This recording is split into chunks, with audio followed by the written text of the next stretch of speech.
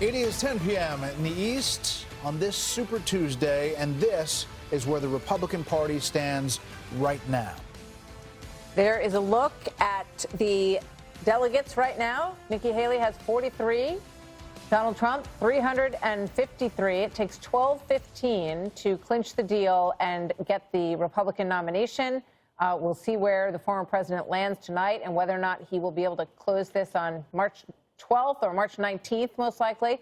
And we're still keeping an eye on Vermont at this hour, and no doubt they're watching Vermont closely in Nikki Haley's camp as well this evening. It could be a potential win. It would be the second state, one district in one state if she were to win there. As you can see, it's tight and too close to call, about 60% of the vote in there. But again, the former president's won 11 states. Nikki Haley has won the District of Columbia, and obviously it's 59% in Vermont, and she trails there, ticking one point, a little bit, 0.4%. Yep.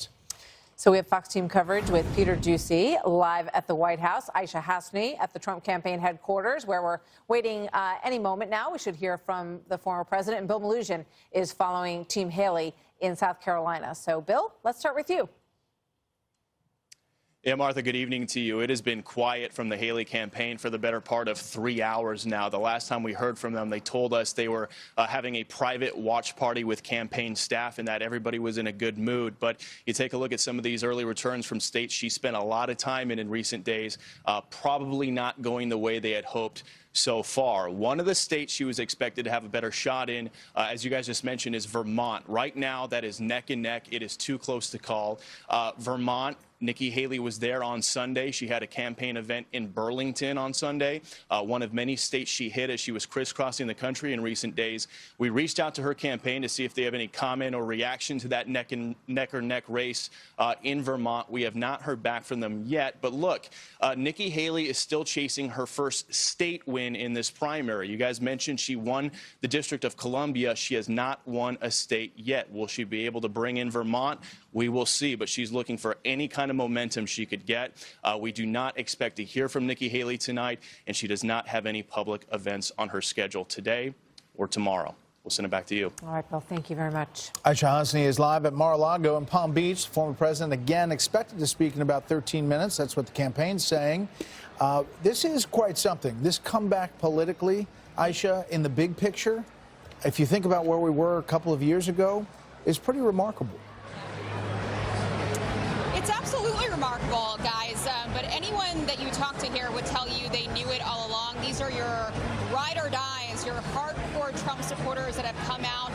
Some folks, liked Governor Ron DeSantis. I was talking with two young ladies here, staffers with the state legislature, and they were telling me they love their governor, but they never imagined him as the next president, Republican president. They really always thought it was a no-brainer. It's going to be Trump. I want to give you some color here. We are waiting for the former president's remarks. Right now, I'm told he's watching the results come in, surrounded by his family. We don't know if there are any notable former presidential candidates with him here tonight, or if he's going to bring anyone with him up on the stage. I'm told by the campaign that it's really a game-time decision for the former president, that he'll just decide what he feels like before he comes on stage, and then we'll see where he goes from there. But what will be interesting tonight, and the former president really has sort of not given a straight answer as to this, is whether or not he's going to get up on the stage and ask Nikki Haley, call on her to step down tonight, especially if this is a clean sweep, which is really the way it's going right now. But I can tell you, people are so energized. It's electric. It really does feel like a general election watch party here tonight in Mar-a-Lago. Back to you. Aisha, thank you. We'll head back when the former president hits the stage. All right. So meanwhile, President Biden is watching all of this unfold at the White House as he continues to rack up delegates on this Super Tuesday. He's an incumbent, obviously, so it's a little bit of a different picture for him. Peter Doocy is there tonight. Peter, want to hear what you are hearing there, but it is interesting that Massachusetts and North Carolina both have around 10% of no preference voters in the Democrat races in both of those states. But what are you hearing there at the White House? Martha, we have some breaking news here, something I didn't expect to say on Super Tuesday, standing just a few dozen yards away from where President Biden sits tonight. we have reaction from the Biden campaign about President Biden's defeat in American Samoa by Jason Palmer. His website is down right now, probably crashed, a lot of new interest in him. So we don't know a ton about this entrepreneur's platform, but a source in Wilmington tells me in American Samoa, there are less than 500 votes expected, uncommitted there, won in 2016 with 45% over Bernie and Clinton, so some unique politics there. That is not a first. President Biden did not win American Samoa in 2020. Michael Bloomberg did. We don't think that Jason Palmer spent $500 million on ads, but the rest of the night seems like it's going pretty well for President Biden. Everybody that we've talked to at the campaign headquarters in Delaware is focusing on, I asked them basically, what are you guys seeing? They sent over a list, not about Democratic rivals, but about what they see as Trump's weakness with moderates and with Haley supporters. So in Delaware, they are in general election mode. We don't expect to see President Biden on camera this evening, but we should hear from him in some way and soon. Martha. All right, Peter, thank you very much. We're back with our panel now in studio. Mark Thiessen, if you're the president or his campaign and you see these recent polls, a string of them, including New York Times CNN poll, that has you underwater and all the major issues that you see voters caring about, what are you thinking at this moment, 8 months to the day from the general election? Well, first of all, you and I are the only people on this panel who have been to American Samoa together. That's true. At the Pentagon, so we'll have some searing insights into the politics of American Samoa in a moment. But if you're Joe Biden, I mean, he's the most unpopular president in the history of presidential polling. His disapproval right now is double what Donald Trump was at the same time in 2020. So he's incredibly vulnerable. This is the moment for Donald Trump to turn around and pivot to the general election and reach out to those disaffected Democrats and trying to bring them into his coalition. You know, Juan was talking about Michigan and how, well, those Arab American voters are never going to come around to Donald Trump. His problem in Michigan isn't just Arab Americans, it's auto workers who've been hurt by his EV policies. Biden's problem, his EV policies, and he actually just pulled back on his EV mandates because he knows that. Those are people who could vote for Donald Trump. So Trump needs to reach out to disaffected Democrats, and he needs to bring the Haley voters into his coalition. He needs to make a concerted effort. His problem right now is not never Trump voters who never voted for him, didn't vote for him in 2016, didn't vote for him in 2020, never will. His problem is not Trump again voters. Voters who are open to his policies, who might have voted for him before or considered voting for him, who liked his presidency, didn't like how he behaved, and are very unhappy with Joe Biden. Though a lot of those people voted for Nikki Haley, and they're saying they're not going to vote for Donald Trump. He's got to bring those voters on, and if he doesn't, he's not going to win. He lost, as Kevin McCarthy pointed out, he lost the election by 42,918 votes in 3 states. If even a handful of those Haley voters decide they're just staying home, they're not even voting for Joe Biden or even a third-party candidate, that could cost him the election. So he needs to pivot now and do what successful two-term presidents do, which is not just feed their base, expand their base. Katie, what do you say about that? Well, I think it's up to Haley voters as well to come back into the fold. You've had Donald Trump a few times trying to discuss bringing them back, and Nikki Haley continues this effort to try and gain delegates and maybe get some leverage for some kind of position. But he's talked about this a little bit. He's gone back as she has also hurled insults towards him. But when it comes to what we're watching, we are watching a general election. We are seeing tonight this big party at Mar-a-Lago. They're raring to go. The Trump campaign this time around is much more organized than it was last time around. And Americans have a fresh memory in a way that's very unique in this situation because they can remember what their lives were like under Donald Trump.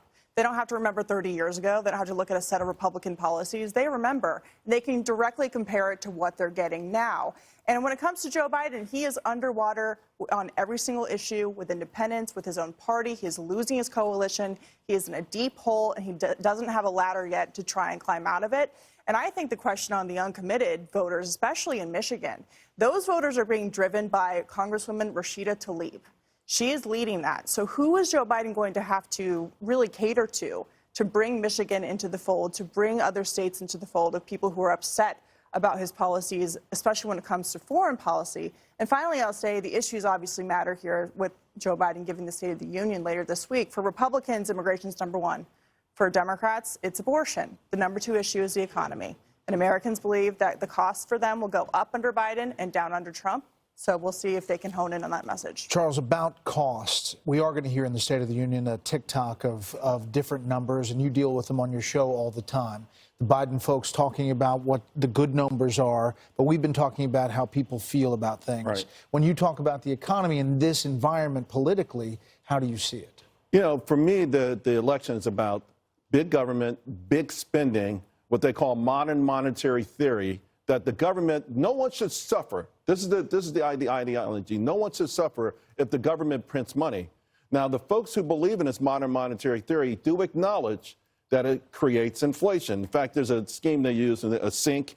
They pour the water, is pouring into the sink, and the water that pours over the sink is inflation. They say if you reelect President Biden, we'll do it right this time, because we did the greatest experiment in history of free money. That last $1.9 trillion, you layer on that, don't pay your rent, don't pay your school bills. We had trillions and trillions of dollars cascading into this economy, and it's like going out to the bar. At 10 o'clock at night, it felt great. Midnight, it felt fantastic. This is like 2 days later, and we're still like, what the hell do we drink, right? So they're saying, if you reelect me, we'll take a little bit of this water out via taxes. We'll tax all the rich, and therefore, you can have your cake and eat it too. On the other side, of course, is good old-fashioned pull yourself up by the bootstraps. That's why we have two things in economics. Nominal numbers, what they are on the surface. Adjusted numbers, what we call real numbers. And that's what the American public feels. They feel the real numbers. On the surface, it looks fantastic. GDP, fantastic. This looks fantastic. But if you go into the store, if you went to a store with $10 and walked out with 2 bags, and then a year later you went with $10 and walked out 1 bag, or $15 and walked out 1 bag, you're saying, I didn't make it much further. So I can brag and say, listen, I put $15 in your pocket. You look at me, yeah, but I only came out with 1 bag. So that's where the American public is, and that's why it's so intriguing, because President Biden and the media have tried desperately to convince Americans that they're doing better than they are, to the point of insulting them. Like, how dumb can you be? You're doing fantastic, and people are like, I am? They're not. They're really not. I want to ask Juan this question, because you look at these stunning numbers of black voters and Hispanic voters. 23 points move with Hispanic voters towards Trump. President Biden has about 60%, 2/3 of the black vote. Why is that? Why is President Trump, former President Trump, increasing, is what you're asking me? Dramatically. Well, I don't think it's that dramatic, but 23-point move? Well, I think a lot of this has to do, again, with, my perception is we're watching the Trump show. Everything is about Trump. And I think for people who are, as Charles was talking about, discontented and saying, well, you know what, we put a lot of energy into Joe Biden and a lot of hope, and we thought things would change radically.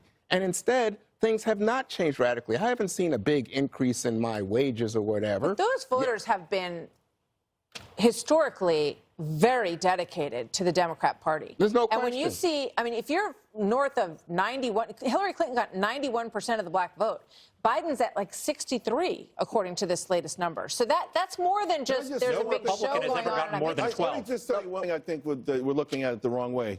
You got to look at it where young black, particularly young black men are coming from. Right. This is not the same black voter that voted for Hillary Clinton, which are mostly older black women, who, by the way, are still predominantly in the Democratic camp.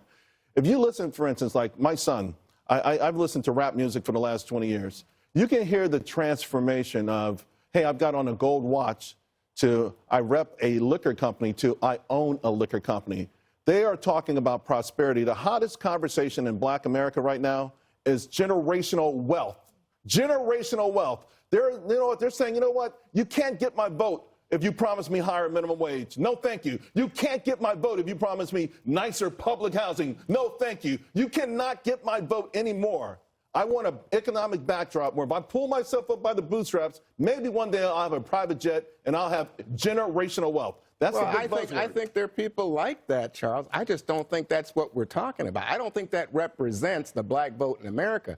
When we talk about increases for Trump, you may be talking about some people like that who love his gangster style and his. I'm talking about prosperity. Prosperity. Because if you're talking, hang on, Charles. Hold on a second. You can't promise them higher, more welfare to get their vote. Charles, nobody's promising that. Instead, I mean, if you're watching the State of the Union later this week, you'll hear that we didn't have a recession, and there was a lot of talk among the experts that you consult that this was going to be a recession. we did have a recession. We did not have a recession. I want to, before we get the walkout of former President Trump, just take a little spin. Bill Hemmer, you're looking at a couple of things as we look live at Mar-a-Lago. This is the Democratic primary. Yeah, a couple observations here. You guys are talking about the low poll numbers for Joe Biden. This is what we're seeing in North Carolina. Okay, the race has been called. You got about 81% reporting. Uncommitted is in double digits at 12%. All right, so that's North Carolina. That's a swing state. All right, that's going to be in play come November.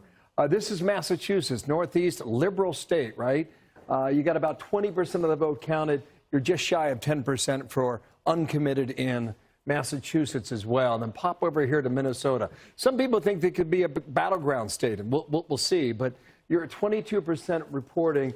You're just shy of 15% for uncommitted. So this goes into the conversation that you guys were having a short time ago. And if I can, let me go back to the state of Vermont here. Just want to make a point here, okay? Nikki Haley is taking a lead over Donald Trump in Vermont. So when he made the prediction earlier today at 8 a.m. Eastern time on our air that he would go 15 for 15 or had a chance to do that, right now Vermont is standing in his way. All right. Former President Trump at Mar-a-Lago choosing the blue striped tie tonight in the ballroom at Mar-a-Lago. Several hundred people there. And if I had to bet, proud to be an American? Always.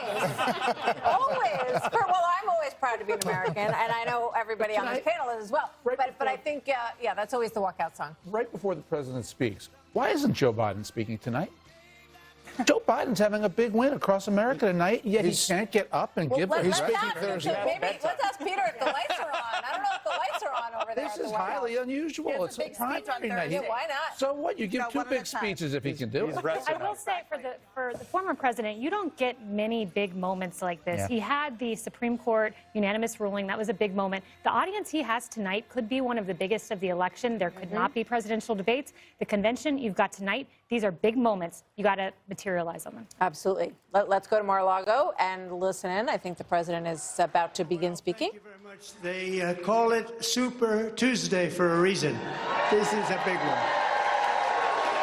And they tell me, the pundits and otherwise, that there's never been one like this. There's never been anything so conclusive. This was an amazing night, an amazing day. It's been an incredible period of time in our country's history. It's been sad in so many ways, but I think it's going to be inspiring because we're going to do something that, frankly, nobody's been able to do for a long time.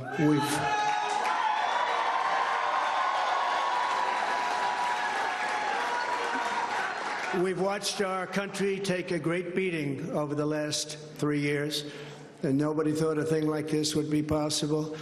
We wouldn't have Russia attacking Ukraine. We wouldn't have Israel being attacked. Iran, as you know, was broke. When I was running things, they were broke. They didn't have money for Hamas. They didn't have money for Hezbollah. We had no inflation. Inflation is destroying the middle class. It's destroying everything. Inflation, if you look back over the history, hundreds of years back, inflation is called a country buster. And that's what it's doing to our country. What's happened with inflation has been unbelievable. A lot of people say, a lot of experts have said the stock market's the only thing that's doing well, and that's doing well because our poll numbers are so much higher than Joe Biden's.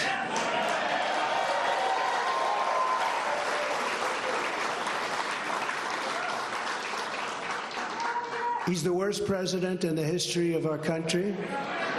There's never been anything like what's happening to our country. Today it was announced that 325,000 people were flown in from parts unknown.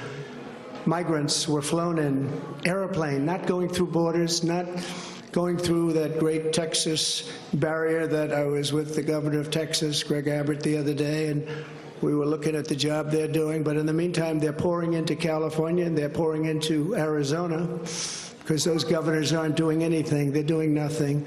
But today it was just announced before I came out. It was unbelievable. I said, that must be a mistake. They flew 325,000 migrants, flew them in over the borders into our country. So that really tells you where they're coming from. They want open borders. and open borders are going to destroy our country. We need borders and we need free and fair elections, or we don't have a country. This is an incredible group of people. So many celebrities that I'm not going to introduce any because I'm just going to get myself in trouble if I do that, because I'll leave out most of you. But this is a room chock full of incredible, talented people, like some of the guys standing right in front of me, right? Big futures, big, fat, beautiful futures. Oh, I'd love to be your age. I'd pay you a lot of money to be your age.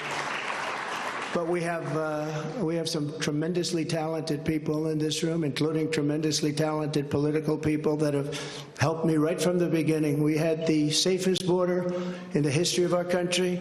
We built 571 miles of wall.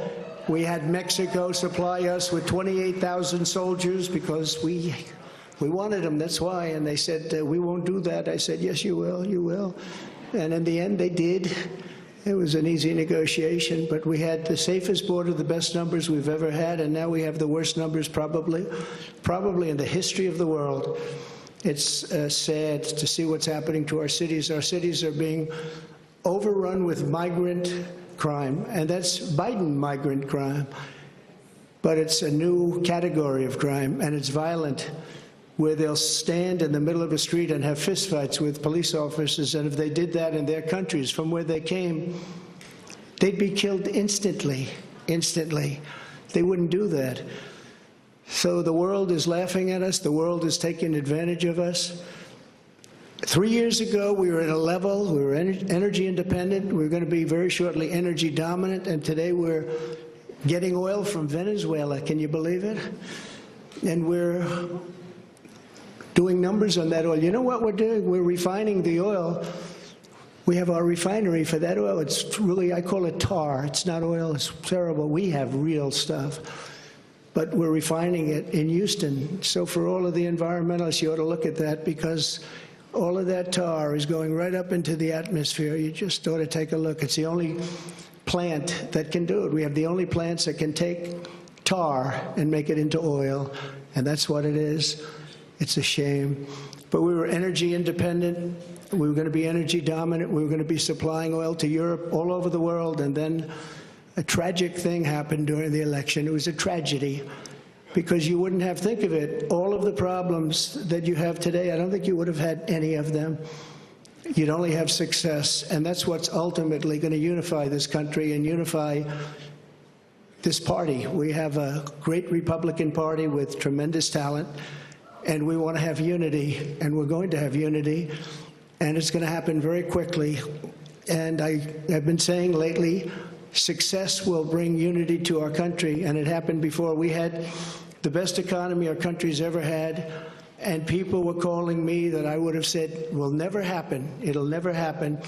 They wanted to get together African American, Asian American, Hispanic American, women, men, people with diplomas from the best schools in the world, and people that didn't graduate from high school. Every single group was doing better than ever before, and it was a beautiful thing. Our country was coming together.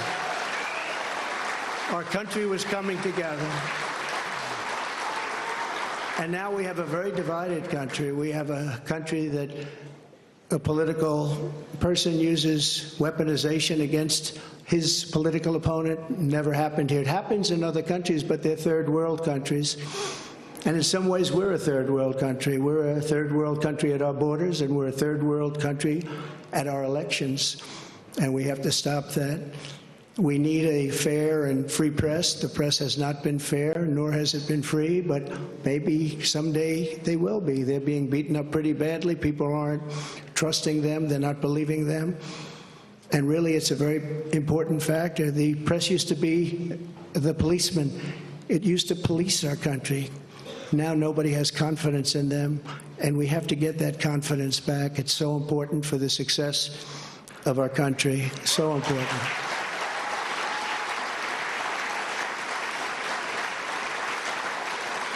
So this has been a day that we've been waiting for. I want to thank my family for being here. It's a great family. I have a great family.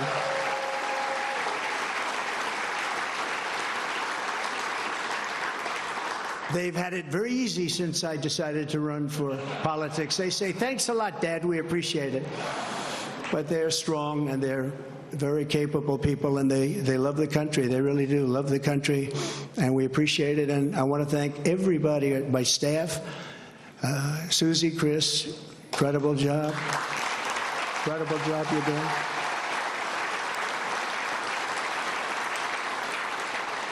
I read an article yesterday where it said this is one of the finest run campaigns that anybody has ever seen. That's pretty good, right? That's pretty good. It's really a statement. And we have no choice, because November 5th, it's right around the corner, November 5th is going to go down as the single most important day in the history of our country.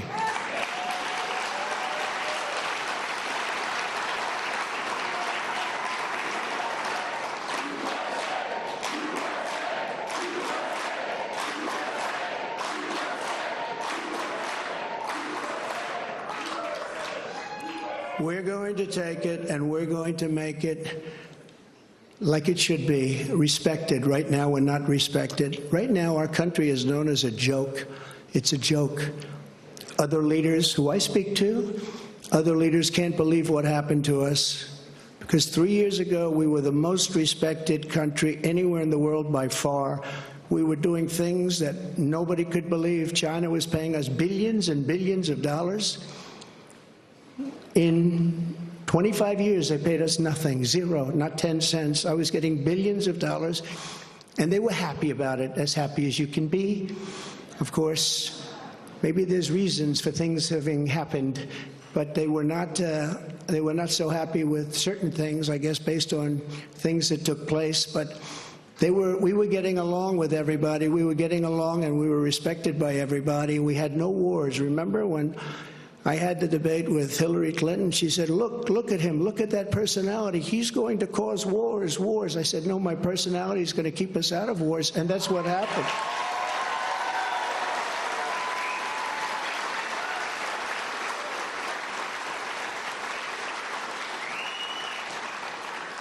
For 20 years, they were fighting ISIS. I defeated ISIS in 4 weeks. I got rid of ISIS 100%. 100% of the ISIS caliphate. And we had no wars, and we stopped wars. We weren't getting along with a lot of countries. All of a sudden, North Korea, which is a serious nuclear power, but North Korea came along. Kim Jong-un, we got along very well. We got along very well with China until COVID. That was a little bit too much, as far as I was concerned. That was too much. Couldn't take that one. But we made a trade deal with China that I don't even talk about. $50 billion a year in product they bought from our farmers, our manufacturers. They used to buy 10. I got 50, and it was great. But COVID, I don't even talk about that, because COVID was such a horrible thing. It started in the Wuhan labs, just as I said, the Wuhan labs. And it came out, I believe, through incompetence. I believe it was incompetence. Some people think it wasn't, but I believe it was. But regardless, it caused $60 trillion worth of damage and death all over the world, all over the world. And we did a fantastic job on that. We never got credit for that. Unbelievable job on that. We came up with things that nobody thought was possible. Don't forget, when it came in, nobody had an idea what it was. They didn't even use the word pandemic. Nobody had an idea. But we did a fantastic job. And we got a lot of credit for the economy, a lot of credit for our foreign policy. I think credit like nobody, very few people have gotten. And the press was very honest about it. They gave us very high marks on foreign policy, the Abraham Accords, so many different things we did. But we never got the kind of due that we should have for the COVID, or as I call it affectionately, the Chinese virus, the China virus, which is a much more accurate term. And despite that, the stock market, when we turned it over, the stock market was higher than it was prior to COVID coming in. It was an amazing thing. We did an amazing job, and we have so many people that worked on that, so many of the doctors, so many of the scientists that worked with us on that. It was really, really something. But there's never been an administration that had more success in so many different elements. We got the largest tax cuts in history. We have the largest regulation cuts in history. We rebuilt our military. And what happened, we rebuilt our entire military, and beautiful. We had jet fighters that were 53 years old, and we had all brand new jet fighters. And then after this other group of people that didn't know what they were doing, they took over, and we had that horrible surrender in Afghanistan. I call it a surrender. We took the soldiers out first. You know, I dealt with the leaders of the Taliban in Afghanistan. They were the ones that were causing the trouble. The press was very angry because they said, "Why are you calling them?" I said, "Because that's where the problem is." I say oftentimes, they asked Jesse James, "Jesse, why do you rob banks?" He said, "Because that's where the money is." And I said, that's where the problem is with the Taliban. And I spoke to Abdul. He's still the leader. Believe it or not, he's really the leader of Afghanistan, but he's the leader of the Taliban, a rough group. I say, don't ever shoot our soldiers again. Don't ever do it. Very interesting what happened is that, we were having, during the Obama administration, previously, they were shooting a lot of our soldiers, and I let them know. I said, don't ever, ever let that happen. I said in a rather nasty fashion. We don't have to go into it tonight. For 18 months, we lost nobody in Afghanistan, and then we had that horrible, horrible withdrawal where we lost 13 soldiers, 38 horribly wounded, left Americans behind. You know, you have Americans right now still behind. Call them hostages if you like. It was a terrible moment. We left $85 billion worth of brand new, beautiful equipment behind, jets and tanks and everything you could think of, goggles, night goggles. They didn't used to fight. They're good fighters. They didn't used to fight at night, but now they do because they have goggles. They have better goggles than we have. So I just want to tell you that led to a lot of bad things, and now the worst things are happening. The things that are happening now are unthinkable, and they're unthinkable at the border. We have millions of people invading our country. This is an invasion. This is the worst invasion probably. We've never had anything like it. No country has ever had anything like it. The number today could be 15 million people, and they're coming from rough places and dangerous places. And we had that shut down. We had everything going so beautifully. When Joe Biden goes to the beach, because somebody on his staff thinks he looks very good in a bathing suit, until he can't get his feet out of the sand or lift the chair, which weighs about 9 ounces. Joe Biden, if he would have just left everything alone, he could have gone to the beach. He would have had a tremendous success at the border and elsewhere. So we're going to take back our country. We're going to make sure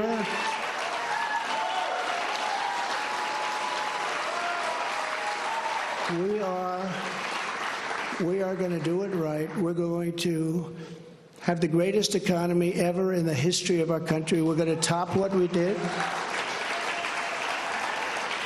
We're going to become an energy center of the world. We were ready to become energy dominant, and they stopped that. They stopped that. But we're going to become energy dominant. We're going to pay off debt. We're going to do things that nobody thought was possible. You know, we hadn't done our second phase of the tax cuts. When we did the tax cuts, the Democrats fought us very hard.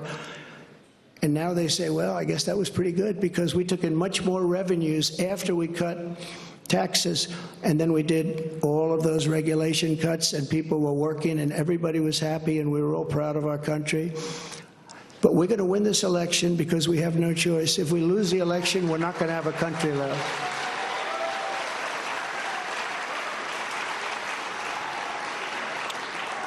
And we're going to do something. Thank you very much. We love you too. And we love our country. And we can't let this magnificent, some people call it an experiment. I don't call it an experiment. I just say this is a magnificent place, a magnificent country. And it's so sad to see how far it's come and gone. When you look at the depths of where it's gone, we can't let that happen. We're going to straighten it out. We're going to close our borders. We're going to drill, baby, drill. We're going to get the inflation down. And we are going to make our country greater than ever before. And we're going to do it quickly. We're going to do it quickly. It's going to go fast. We have to get the criminals out. We have many, many criminals that have entered our country. We have people coming in from such bad places, and we're going to have to get them out. We have murderers that are being deposited into our country. We have drug dealers at the biggest and highest levels that are coming into our country.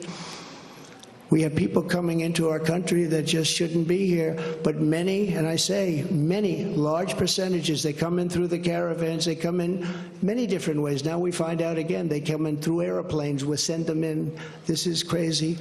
But they come into our country, we're going to stop them. We're going to close our borders. We're going to have to deport a lot of people, a lot of bad people, because our countries can't live like this. Our cities are choking to death. Our states are dying.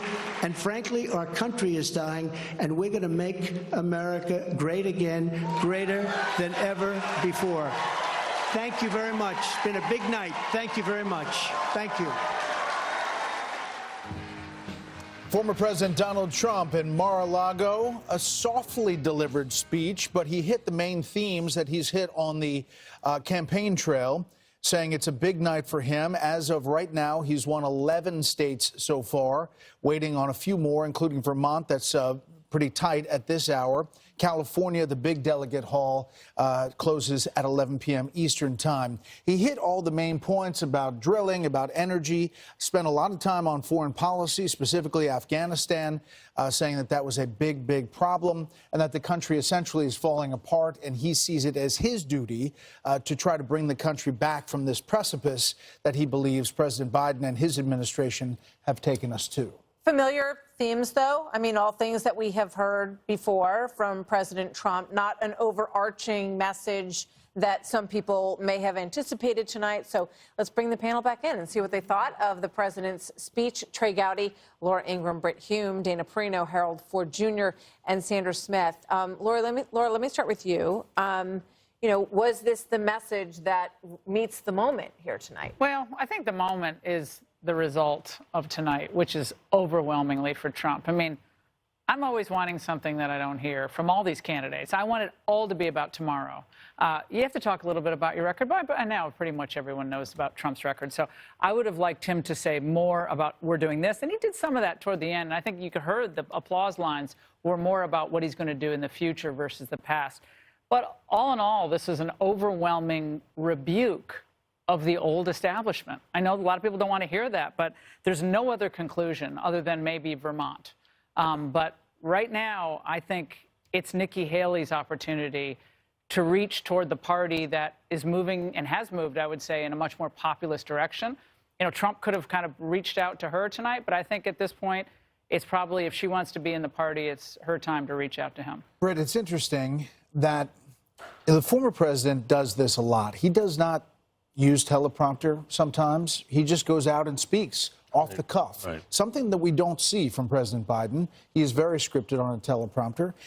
Good for him. Good thing, too. But at this moment, do you think, to Laura's point, that you wanted to hear something different at this moment, or was this the perfect message for this, in his style? Big night, big winner. Obviously, he's going to get the nomination. Everybody probably knew that going into tonight. So what was the opportunity afforded by tonight? It was to make people who might be not prepared to vote for him decide, you know, I can vote for this guy. He's okay. You know, he's a better guy than a lot of people think. What he did was mostly brag about his record, which, you know, he has a case. But I would raise the question, did he add anybody to his column tonight by that talk that wasn't there before? That's the question. Dana? Well, in one way, he wins not just the vote, he wins the night for communications. He's the only one speaking tonight, right? So President Biden decided not to take an opportunity to speak. We would have taken that speech. Absolutely. Nikki Haley decided not to speak tonight, and that there might be other reasons, right? I don't know when she will speak. Well, I'm sure we'll hear from her in the next couple of days, maybe 3 or 4 days, as she soaks it all in and decides what she's going to do. But so there's that. So he wins the night for that. I didn't feel like there was like this great soundbite we're going to use for tonight. I said on the 5 something that I think is something he could have done tonight, which is to look into the camera and say, Mr. President, I'll see you on the debate stage. Would love to meet with you. Do it any way you want. I'll meet you anywhere you want to do it. We can have a moderator or not. We can give you 15 minutes. You know what? We could do a whole debate just on the economy. We'll focus it and just say, I'm ready to meet you, because the American people deserve to know what we will do for them in the future, and to put it on them, because then the story in the paper is Donald Trump challenges Biden to debates, and that becomes a question. Then you put the ball back in their court. 100%. Harold, what do you think the president would say to that? He didn't come out tonight. He had a big win. Could have had a moment. He put out a statement, which we all got. If Donald Trump returns to the White House, all the progress is at risk. He's driven by grievance and grift, focused on his own revenge and retribution, and it goes on. But it's a paper statement, essentially. So I'm glad Dana sits 2 seats from me on the 5 and is not advising President Trump. It could be worse for President Biden. The stakes are incredibly high now. We've all said this is the longest general election race we're going to see ever. At least I'm 53 years old, never seen anything quite like it. And you wonder, I think, to the point that Laura and Britt are making, what do you do when you get a victory? How do you take the victory and translate into showing the American people that you want to stabilize and secure the country? You think about the great breaches in our country today, our border, our education system, our foreign policy. It was interesting. No mention. He mentioned Afghanistan, but no mention of Israel, Hamas. It's been since October 7th. Still no funding for Ukraine, no funding for our friends in Israel, and obviously nothing on the border. He mentioned the border, but these breaches are real, and perhaps we'll get to a point where we start talking about these things. But I thought he might have missed a moment tonight. To your point, Britt, the Haley supporters, I think she probably needs to reach out. But if you're the one that wins, you reach out. The independents, if indeed black voters and Hispanic voters are flocking to him like some of the polling data, and I don't disbelieve it, suggests, I'd have reached out to people with a little more. I might have gotten a teleprompter, and might have gotten Dana to write a speech for me. I think it might have gone over a little better. She should. I mean, I don't. He could have. You don't think she should call him and say, "Congratulations, sir," and then they try to move on from there? Yeah, but if I'm trying to heal the breach in my party, and there's a breach, we need to be clear. 30% of Republicans still say that they wanted someone else. I'd reach out. What does he lose not reaching out to her? I don't disagree either, but I just come from a house. I'd have reached out to her. Listen, Sandra, this is the soft sell Donald Trump. I think, he has done different types of speeches. New Hampshire was much different than this. But to your point, it could have been on teleprompter. Tonight, he is on the cusp of being only the 5th American politician in modern party era to receive a major party nomination 3 or more times. Franklin Roosevelt, Richard Nixon, William Jennings Bryan, and Grover Cleveland. I mean, history is in the making here. And so does, to Harold's point, it meet the moment and his pitch? It's a good question, because he's got to tell voters how he's going to correct a lot of the problems that they're feeling right now. Earlier, we talked about the tale of two economies. And to Britt's point, I mean, he certainly has a record to run on. When you look at the Trump economy, there's a lot to boast about there. But right now, you've got Americans saddled in debt. I mean, 47% higher debt than just 3 years ago. They're racking up credit card debt to pay for what is still sky-high inflation. There was certainly an opportunity for him to really detail how he's going to correct some of those problems. It leaves a window. The New York Times recently published a report basically saying Trump policies will lead to higher inflation. He's got to get out there and really detail to the voters that he's trying to woo now to come over and vote for him, that he can correct a lot of those problems. Because you look at the polling out there, it's Democrats, too, who are feeling this. They are not optimistic about the future when it comes to the economy. They believe it's in bad condition. He needs to reach out to some of those independents who feel the same. And, perhaps there was a missed opportunity, but he does have a record to run on when it comes to the economy, for sure. Trey? I think the issues are there for potentially a Reagan-esque mandate in November. The issues are there: the border, the economy, our status on the world stage. My friend, the gentleman from Tennessee, raised something. I actually saw it a little bit differently. I thought the president was nuanced tonight, which he's not always. One example, the press. He said we need a referee in this society that is fair. Who could possibly disagree with that? The old Donald Trump would have pointed to the back and said they're the enemy of the state. He didn't do that tonight. He said we need a free, fair, bold press, but be fair about it. I think this was as conciliatory and nuanced as he can be. The issues are on his side. If he can message them effectively, he could have a mandate in November. We do have a decision desk call. The Fox News decision desk can now project that former Governor Nikki Haley will win the Vermont Republican primary. This is her second primary contest win following the District of Columbia. There you see 83% in. Bill Hemmer just came, the big areas, Montpelier, other places came through for her. Yeah, we were watching this throughout the night. The call is with Haley up 3.8%. Keep in mind this is an open primary. If you are a Vermont voter, you can walk into a primary location today and choose the ballot that you want, and it does not automatically register you with that party.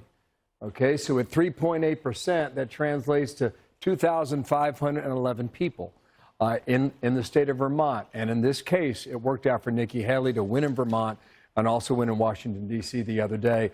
Other than that, it's been a shutout, and Donald Trump is still pitching. Does she need to hit 50% in Vermont? If she does hit 50, like I knew we were going to do this. If she does hit 50, she gets the majority take all for the 17 delegates. If you're under there, it goes proportional, and don't ask me to get into that. But if she doesn't get to 50%, that 17% is divided by 2. All right, you're right there at 50. So she needs to get to 50.1 right now to technically get all 17 delegates. Short of that, you take 17, divide by 2, and that's your answer. The big picture, Brett, I mean, 11 states so far. California's going to go to Trump. It's pretty, for her, it's pretty slim pickings. I mean, I think we all see the outcome is really inevitable, and gestures toward her may be important, but the bigger question is gestures broadly speaking, because while Trump is leading in the polls now, some more than others, our poll has only 2 points, others have it higher. So he looks to be in good shape for November, and that doesn't mean November 5th is going to be a day in the history of the country, but that's the day we're all pointing toward. And it does seem to me that he would be wise to try to count on this being a close election and trying to reach for every vote he can get his hands on. I think Trump's votes are coming from unlikely places. They're going to come from urban America a little bit, maybe 3 or 5%. I think they're going to come from working class people. I think a lot of the Haley voters are protest voters. They're never going to vote for Trump, and I don't think she has a lot of sway over them. So I'm not sure what her bargaining chip is. I think tonight we should look back at the people who proclaimed Donald Trump's political death. Donald Trump is finally finished. New York Times, November 2020. Relax, a Trump comeback in 2024 is never going to happen. Politico. This could be the greatest political comeback story of all time. I mean, maybe some of you can remember something better than this, but if he pulls this off in November, and it's an if, but even to get to this moment, pretty much everyone was declaring him DOA. What does that say about all of us?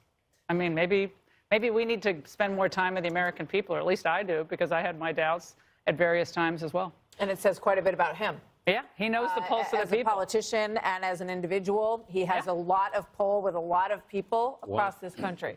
But who could have imagined that he would be able to stand there and point to the failures of an administration as drastic as these have been across issue after issue after issue? No, he is Biden much has created a advantaged by vacuum. Well, he predicted it. Absolutely. Brett, he predicted it. He said he's going to open the border. He's going to drive inflation. During the entire campaign, pretty much everything he said about Biden has come true. And now it'll be a binary choice. We're going to wrap up here. We'll come back. What's that? Does everyone know what they're going to be for Halloween? The race is after Halloween. Yeah, exactly. A big night for former President Trump, and it is not yet over. Senator Tim Scott is here with reaction. Our special coverage of Super Tuesday continues after this.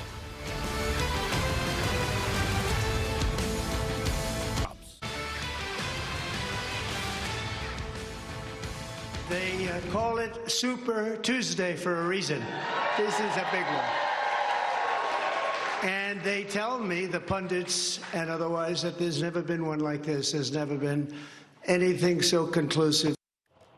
Big night, clearly, for former President Donald Trump, who wants to be president again. And he really has taken almost all the states except for Vermont tonight, as we wait for California to close later in the evening. But joining us now is Senator Tim Scott.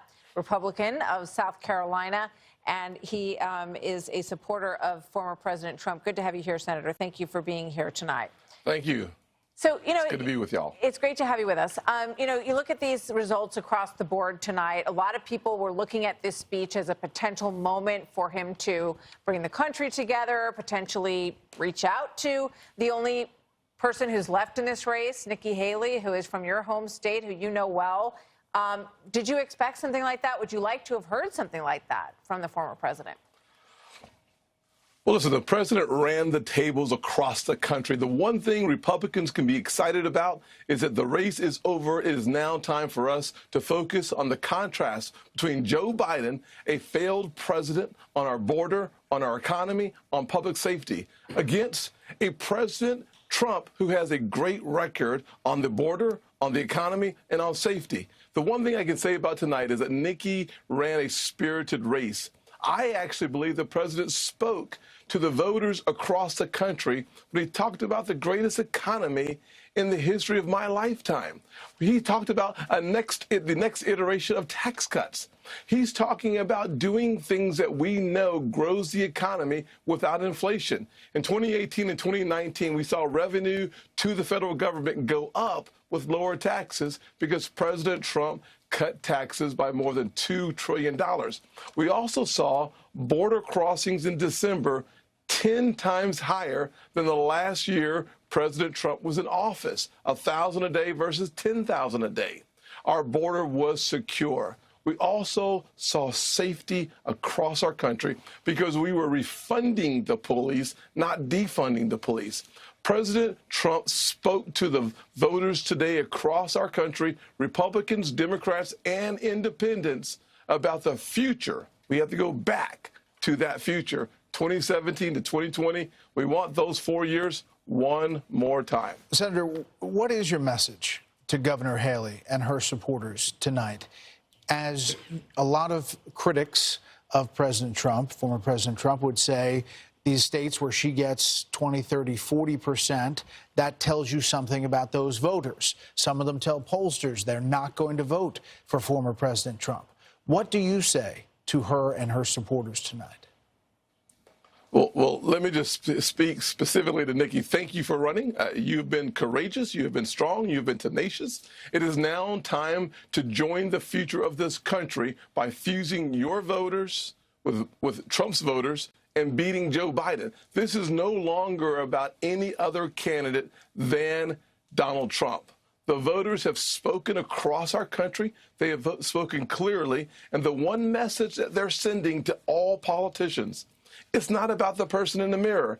It's about the American people. It's about their kids and their future. It's about having streets that are safe in neighborhoods where I grew up. It's about the fact that every child in every zip code deserves quality education. Only one candidate left in this race can provide quality education. That's Donald Trump. Only one candidate in this race provides for public safety in a way where kids can walk to and from school safely. That's Donald Trump. So to the voters who supported Nikki Haley, thank you for voting.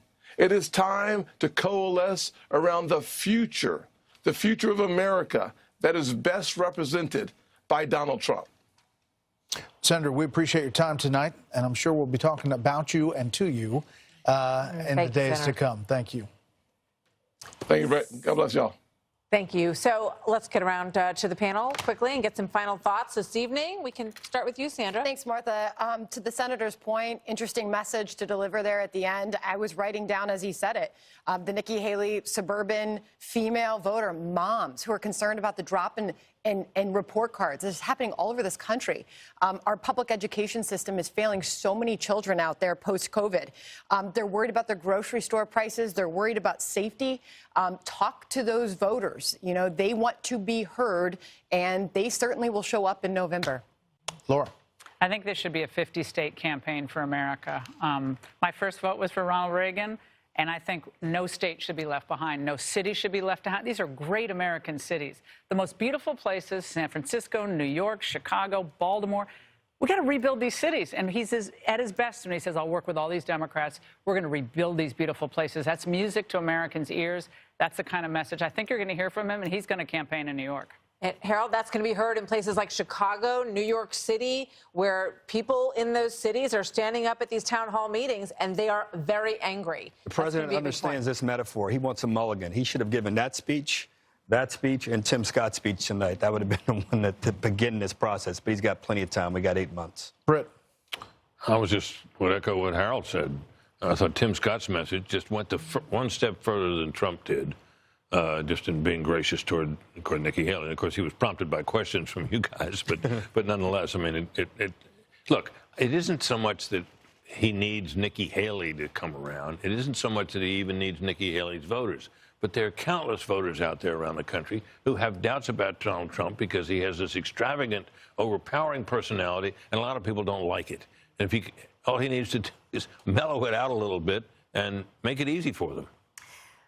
President Biden campaign in 2020 saying help is on the way.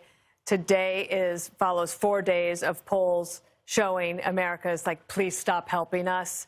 And President Trump has an opportunity now to do a 50-state campaign and try to actually bring the help. Troy, we'll catch you next time. Yes, sir. That does it for us tonight. Thank you all so much. More of this Super Tuesday election night coming up. Polls in California closing in just moments. Our coverage continues with Trace Gallagher. Take it away, Trace.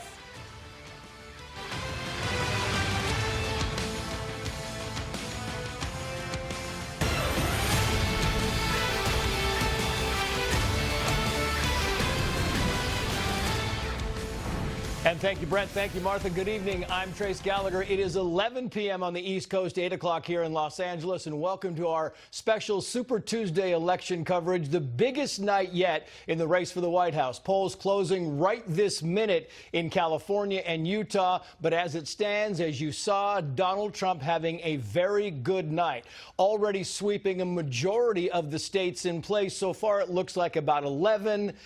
We will get to that as the night goes on. And after tonight winning a windfall of delegates, the former president is expected to be a stone's throw away from clinching the GOP nomination. Meantime, from the Nikki Haley campaign, we are hearing crickets. We're now being told that she will not be making any public remarks tonight. And of course, if that changes, we will bring you that. The president also not speaking, but we will be speaking for the next 2 hours. We have Team Fox coverage. Aisha Husney is live at the Trump campaign headquarters in West Palm Beach, Florida. Bill Malugin live in Charleston, South Carolina, with how Nikki Haley is handling the results. Rich Edson live in Laredo, Texas, with how the border crisis is impacting the ballot box there. And the White House correspondent Peter Doocy live at the White House with what tonight's primary results could mean for a rematch between Trump and Biden. But first, let's bring in the hosts of the previous show, Bret Baier and Martha McCallum, tracking all your Super Tuesday election results. Bret and Martha, thank you so much for kind of sticking with us for a few minutes here.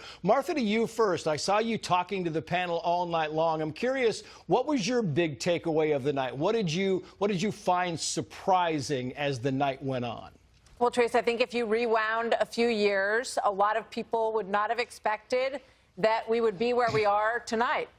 And it is an incredible political comeback story for anybody who covers politics or watches all of this. I think we are witnessing something extraordinary. I also think that when you look at the mix of voters and how it's shifting in the country, you look at the increase in Hispanic and black votes that it appears we're seeing in some of these categories, we're watching something that is very dynamic in this country. And you're also watching a reaction to 3 years. And we'll see how it goes. But it looks like people are getting the matchup that, some people said they didn't want. But the gravity is clearly behind these two candidates right now. Yeah, they are. And you look at what President Trump did tonight, Brett, and you kind of think, I was just listening to Trey Gowdy earlier talking about, maybe the possibility of a Reagan mandate, if this thing goes the way that he was talking about. Was that a surprising comment? Because Martha's right. We see some of these polls, the Hispanic voters, the black voters, the things that the Biden administration is doing right and wrong, and the wrong numbers are always much higher. What do you think about that kind of analysis, Brett? Yeah, Listen, we're going to see how these months go. We are 8 months from the day for the general election. That is a long time. It's the longest general election we will ever have seen in our lifetime up till now. I will say this. To Martha's point, it is a remarkable political comeback. Think of how many things have been thrown at former President Trump. Think about how many legal cases he still has yet to fight. He's, how many charges he's facing. And in the wake of that, he is getting overwhelming response from voters. Not just, a different coalition of voters. You are talking about, in some cases, Reagan Democrats. These are union workers who have decided they want to vote for Donald Trump in some of these primaries. He has defeated all of his challengers, and if you look back 2 years, we would not have predicted this day. You would have said, this is going to be Governor Ron DeSantis. This is going to be somebody else besides former President Trump. Speaking of that somebody else, Martha, you have Nikki Haley on your show quite a bit. You kind of know what she's been going through and thinking. What do you think after tonight? She has clearly not going to speak tonight. She has no plans or events through tomorrow. Do you think Nikki Haley is done, or does she keep going? You know what? There's no doubt that they're in an evaluation phase at this moment. I mean, the numbers are what they are. She always said that she wanted to allow many states to weigh in before she would get out of this race or consider getting out of this race. I think after tonight, those become very concrete issues to deal with. She's lost some of her financial backing in recent weeks as well, and she needs to evaluate where she wants to be as a candidate and what she wants her political future to look like. But I think enough people on the panel tonight gave her a lot of credit.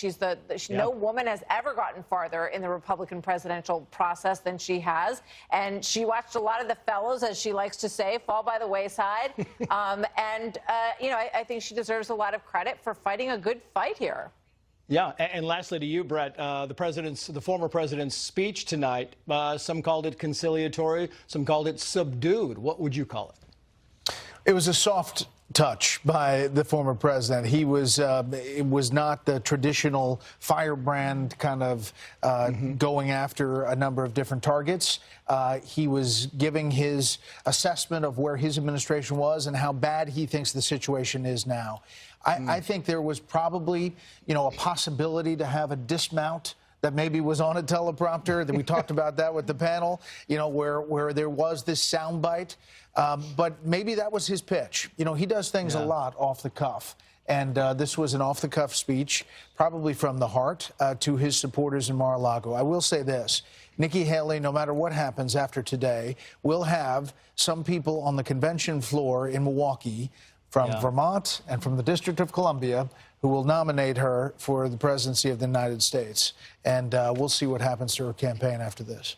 Yeah, Brett, Martha, and your panel, exceptional work as always. Thank you for coming on the show. We very much appreciate it. Oh, good to be with you, Trace. Well, continuing coverage now, Super Tuesday with tonight's results. A rematch of the 2020 presidential election between Biden and Trump looks even more likely. The White House correspondent Peter Ducey is live at the White House with more on this. Peter, good evening. Good evening, Trace. And all has been quiet here in person at the White House. But about 45 minutes ago, we got the first reaction to tonight's results from President Biden himself.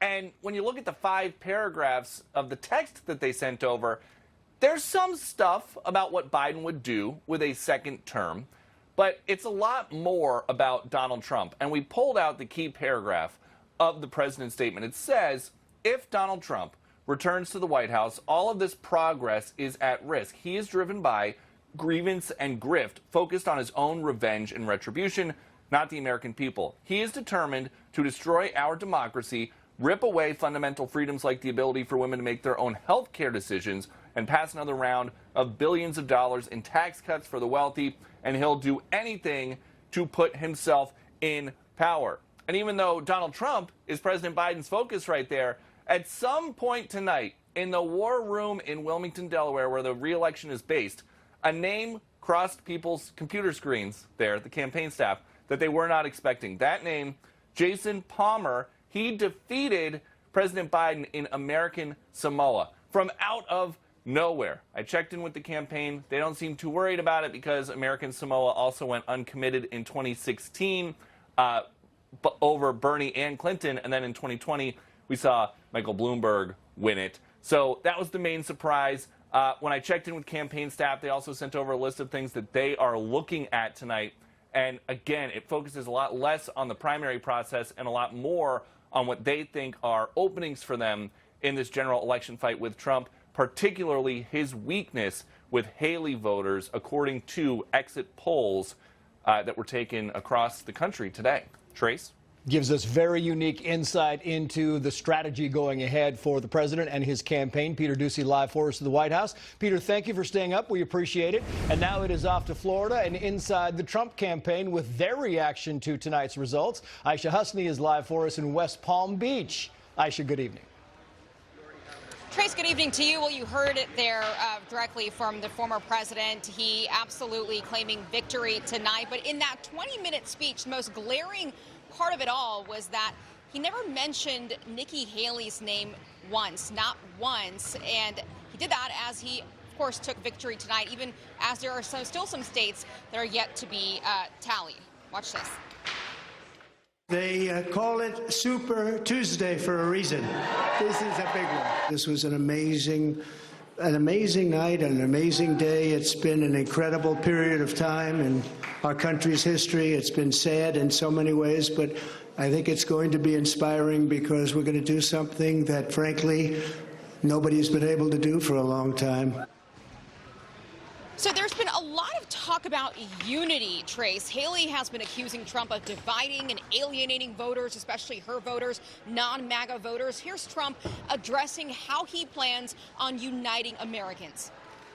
I've been saying lately, success will bring unity to our country, and it happened before. We had the best economy our country's ever had. They wanted to get together African American, Asian American, Hispanic American, women, men, people with diplomas from the best schools in the world, and people that didn't graduate from high school. Every single group was doing better than ever before, and it was a beautiful thing. He did talk plenty about President Trump, calling him the worst president in our nation's history. Also talked a lot at length about the border. Clear signs, clear indications that he is wanting to now pivot to the general election. And we'll see more of that as he heads to Georgia this Saturday. You'll see dueling remarks from both the former president and President Biden. Both of them will be in Georgia at the same time. Trace? Aisha Husney live for us in Florida. Aisha, we'll get back to you as the news warrants. Thank you. We have some breaking news coming in to Fox News at night. We can now project that both former President Trump and President Biden will win the state of California tonight, and that kind of includes that whole clean sweep. We are still checking into the numbers of uncommitted voters in California and the other states. We know there are 3 or 4 states for President Biden that uncommitted came into double digits. We will talk with the panel about that coming up as well. Meantime, will Super Tuesday be the end of Nikki Haley's campaign? Bill Melugin is live in Charleston, South Carolina tonight with that. Bill, good evening.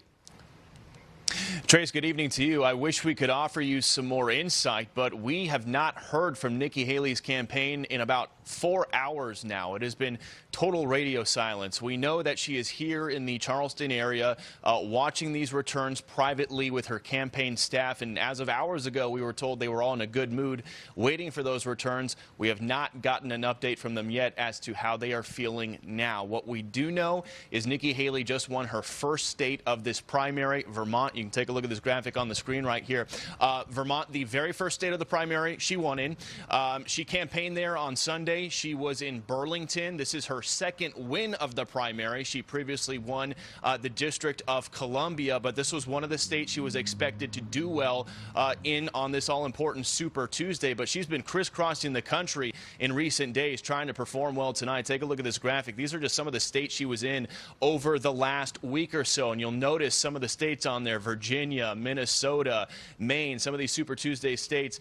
Several of them have already been called for Donald Trump, so the night has not been been going the way the Nikki Haley campaign was hoping as they were coming into the night. And again, we have not heard anything from them. We reached out to them to see if they have any reaction to the win in Vermont. We have not heard back from them just yet. Back out here live, these initial returns that have been coming in are very likely going to raise more questions as to what Nikki Haley's path forward is following this Super Tuesday. And as you just heard Aisha mention, during Donald Trump's speech tonight, he did not mention Nikki Haley or bring up her name a single time in about 20 minutes of speaking. We'll send it back to you, Trace. He appears very confident. Bill Melugin live for us in South Carolina. Bill, thank you. As the second biggest delegate prize in this Super Tuesday, the stakes are especially high in Texas, given the state of the southern border crisis. The senior national correspondent Rich Edson is live for us in Laredo, Texas, with more on that. Rich, good evening. Hey, good evening, Trace. Well, a record number of migrants have crossed the southern U.S. border during this administration. And if you look at some of the recent polling ongoing right now, in several recent polls, immigration, border issues have risen to among the top concerns among American voters. It's something both presidential frontrunners have been mentioning, have been sparring directly with one another over just the past week. They've both offered very detailed, very different strategies for addressing the border surge. President Biden and former President Trump even visited the border last week in Texas on the same day, though a few hundred miles apart. Democratic Congressman Henry Cuellar represents the border district here in Laredo. He's been pushing the president to take a more aggressive approach on border security and told us the White House is starting to get the message.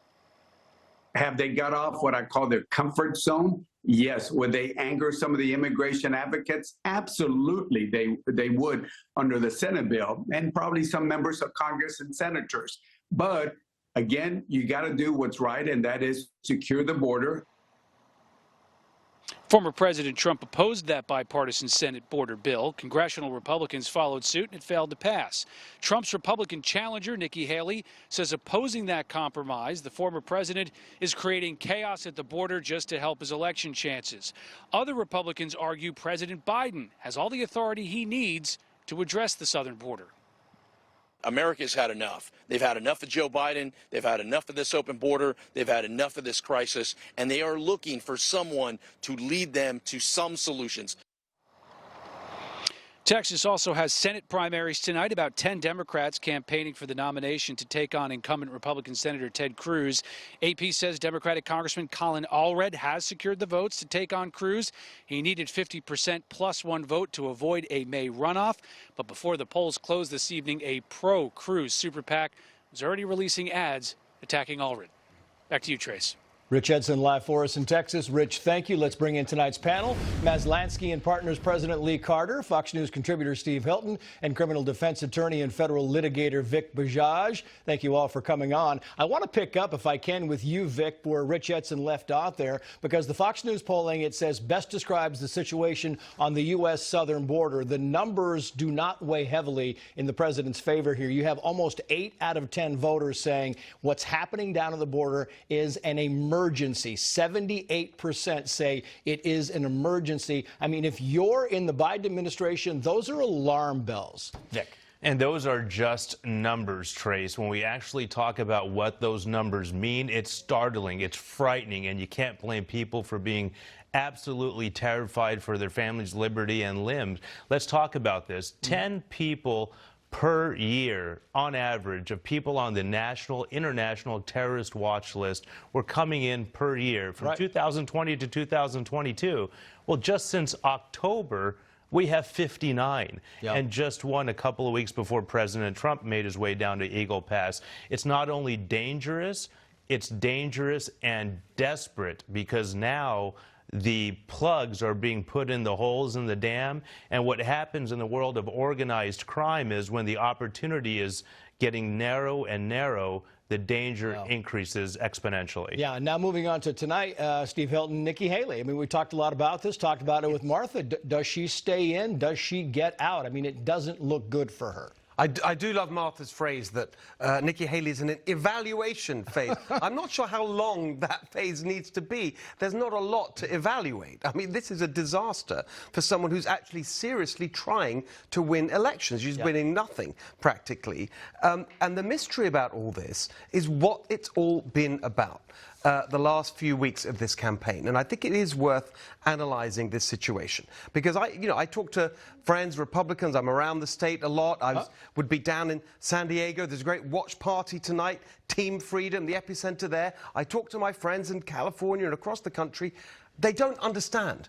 And even if you take Nikki Haley's arguments at face value, why she was in this race the last few weeks, they said at the beginning, well, if we just let one candidate go 1-to-1 with Donald Trump, then it'll be a real contest. Well, how did that turn out? She was 1-to-1 pretty much from the beginning. It's been a complete flop. Then they say, well, actually, the voters, the Republican voters, they deserve a choice for their presidential candidate.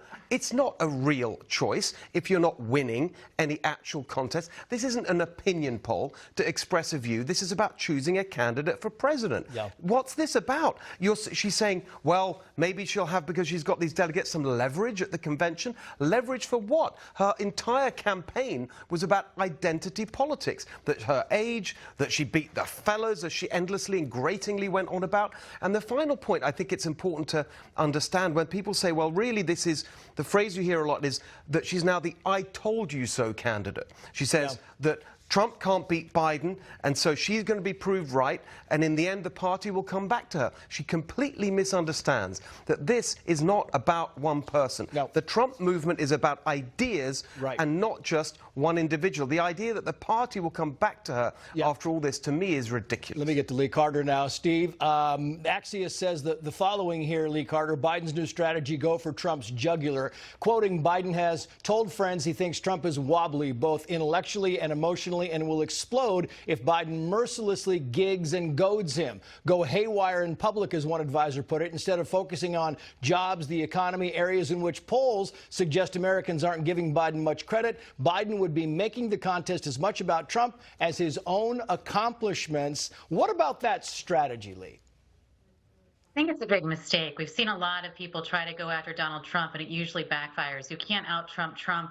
You can't really use a different strategy to go after him. And I think that Joe Biden's whole persona is not that. I think it would be antithetical to who he said he is, and it's going to seem hypocritical. He promised to be the candidate of unity. He's going, and he hasn't delivered on that. If he does this kind of a strategy, I think it's just going to backfire. And I always say that the candidate who's reacting is the one that's losing. If he spends all of his time reacting. We just lost Lee Carter there. We'll try to get her back. It's just going to lift up Donald Trump, and it's going to seem like Joe Biden is losing. Now, we just got her back. Lee, thank you very much. I want to put this up on the thing. We've got about 30 seconds, and I just want to put it up just for the edification of our audience. This is rating the Biden administration on, and it goes all the way through climate change, all the way down through border security. And you can see the numbers mostly failed on the right-hand side of the screen. Just keep getting worse as you go down by the topics. And I've got 10 seconds for you, Vic, but it doesn't look good. And then Steve.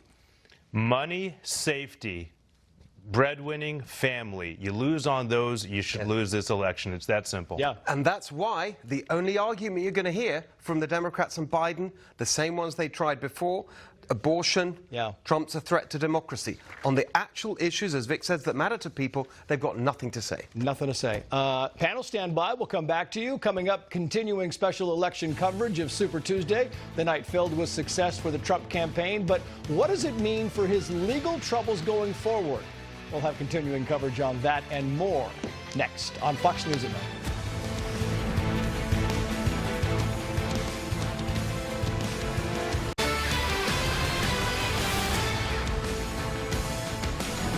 Very quick update on breaking news. We can tell you that in California, both the former president, Donald Trump, and the current president, Joe Biden, won the primaries there. Bunch of delegates going to each of those. We'll get you specific details as the show goes on. Now to the impact of tonight's primary results on Trump's legal troubles moving forward. Let's bring in Trump's senior advisor, Kash Patel. Kash, it's great to have you on. It was a big night. A couple of questions. First, big night for the former president. His speech seemed a little subdued. He did not mention Nikki Haley one time, which to me seems like an indication that he is moving forward.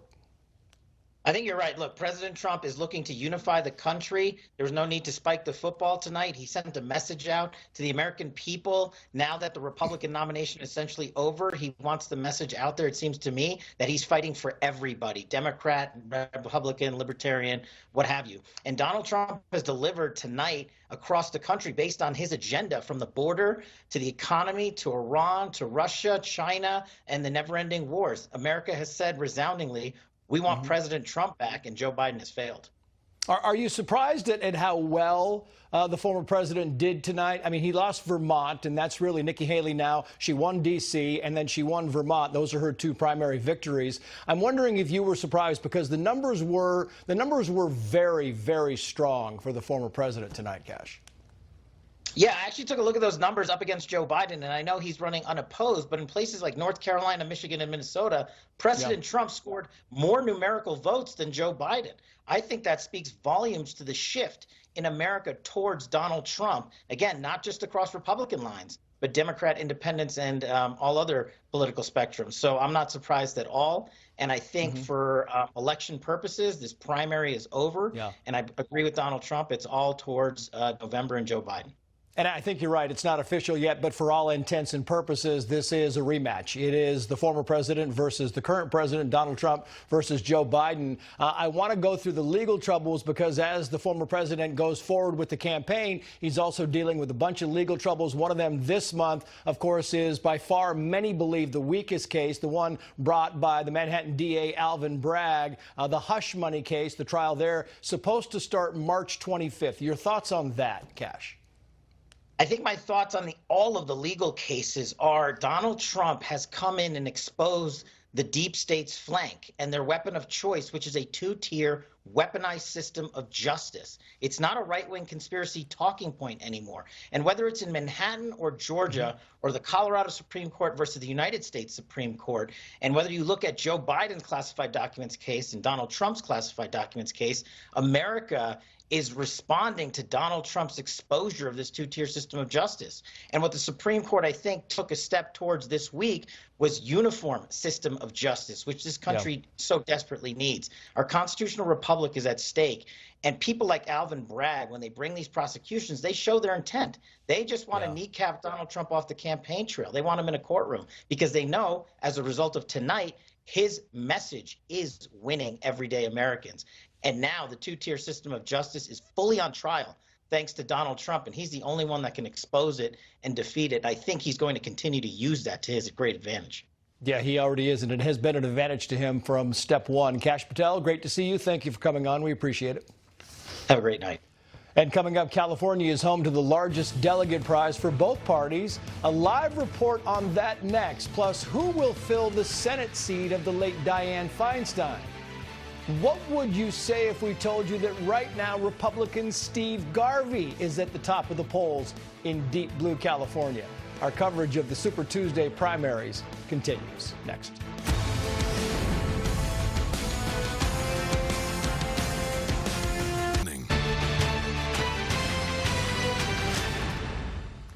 Well, interesting dynamics at play in tonight's primary in California, including the hotly contested race to fill the Senate. But by the way, we have some breaking news coming in, because look at the numbers. We just now got the numbers compiled here. This is the California primary, and it's fascinating to be because you have the former president in California taking 73, almost 74% of the vote, and you have Nikki Haley at 22%. I mean, that's almost 8 out of 10 voters, 7.5 out of 10 voters.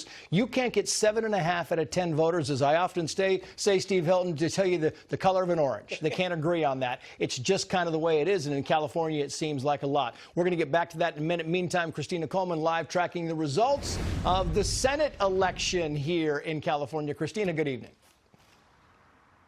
Hi, good evening, Trace. And yeah, I want to mention those big numbers that you just mentioned with the presidential primary there. You know, last year the state GOP changed its primary rules, allowing for any candidate who secures more than 50% of the vote to walk away with all of the state's 169 delegates. So that is huge. That will be a big help for Donald Trump as he works to secure the Republican nomination. Now, as for that closely watched Senate race here, 27 candidates are fighting to fill that seat. They're trying to fill the seat of the late Senator Dianne Feinstein. Now, longtime Democrat Congressman Adam Schiff is in the lead with a Republican, former LA Dodgers star Steve Garvey. Now, Garvey did not pay for a bunch of TV ads. He didn't pay for any at all, or he holds any big rallies, but he gained a lot of traction in this race.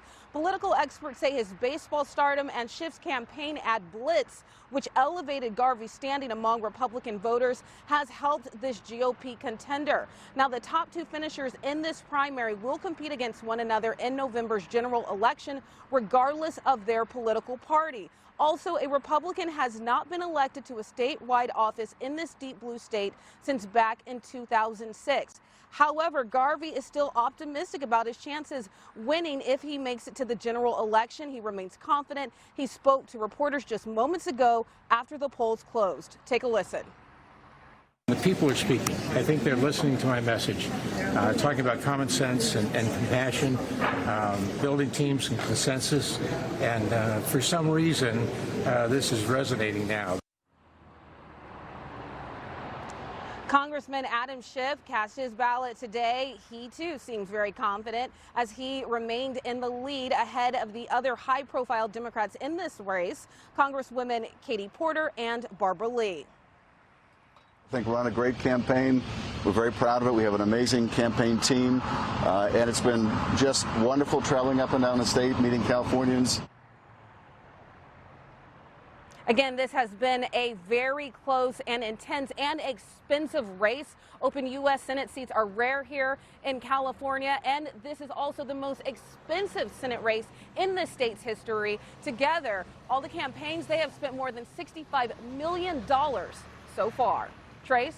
That's a bunch of money. Christina Coleman live for us in Los Angeles. Christina, thank you. Lee Carter, Steve Hilton, and Vic Bajaj are back with us now. I don't know, Steve Hilton. I think that I want to put this.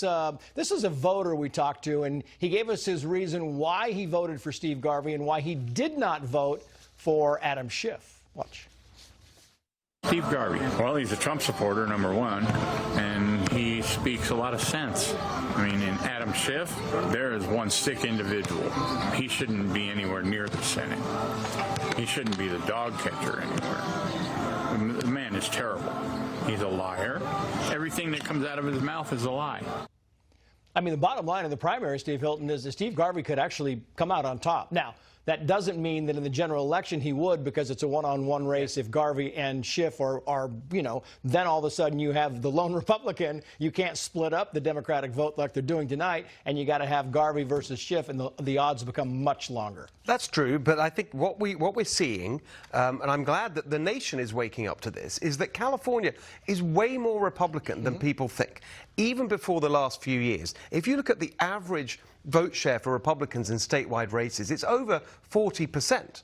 And now, in the last few years, have you seen this accelerating sense of real failure from the Democrats on every single issue, not just the big ones that we see all the time, crime and homelessness, but on the state of the public schools, where we have the worst literacy in the country. We have the highest taxes, but the worst poverty, on and on. Every issue, a disaster.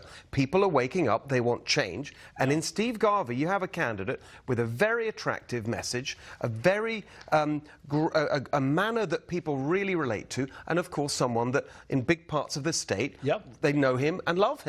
And it's a very exciting moment. Yeah. CBS News said the following here: California Senate race results could hold some surprises on Super Tuesday. Goes on to say, despite its nickname, the Golden State is perennially deep blue when it comes to politics. But this year, California could go partially red. Let's go to the man with the red tie, Vic Bajaj. What do you think about this, Vic? I mean, you know California. You know, you've done a lot of work here. It is blue. I mean, Steve Hilton's his optimistic view, but it is blue in California. Is the pendulum swinging? Absolutely, beyond a shadow of a doubt. I've had court in Santa Cruz, I've had court in San Francisco, in Oakland, in Los Angeles, in San Diego, not to mention the federal courts throughout California. And I can tell you, the conversation I have with everyone on the other side, on the prosecutorial side, and on my side, the defense side, is safety, border, and money, the trifecta. It's a very simple equation, and now the pendulum is swinging. It may take a couple of 3 years, but it's undeniable at this point. There's a reason we have three of you on the panel, because we're going to try and break this tie if we can, because Lee, I mean, the whole thing, Lee Carter, is you crunch the numbers. You know kind of the numbers. You look at California. My question to you is, I mean, Vic's right. We could oust this far-left DA in Los Angeles. It seems like there are at least bits and pieces of the state that are moving toward the right. But do you think that Steve Garvey has any chance in the fall against Adam Schiff? I think it's a real tough road when it comes to the fall in California. But I think that we are seeing that there's a lot of people out there who are just rejecting the very notion that Democrats are putting out there, that if you disagree with them, that you are either stupid or ignorant or something else. And what's happening now is people are saying, you know what, I care about the border, I care about security, I care about homelessness, I care about all of these issues, I want my community back. And so there's a much broader appeal among Republicans than in some of these states than you expect. You see it in California. We're starting to see some of that same kind of thing happen in New York. And so I think we are seeing a surge in conservatism in places where we didn't expect it. And this is a really big deal that we're even having this conversation. We haven't seen anything like this happen since 1988. He hasn't spent a lot of money. This is just part of who he is, and people saying that they want an alternative. Yeah, I think that's fair. Lee Carter, Steve Hilton, Vic Bajaj, stand by if you would. Coming up, we have live coverage on the ground in Colorado. 1 day ago, the Supreme Court ruled that Trump could remain on the ballot in Colorado. It was 9-0. We're going to have some reaction and some results next.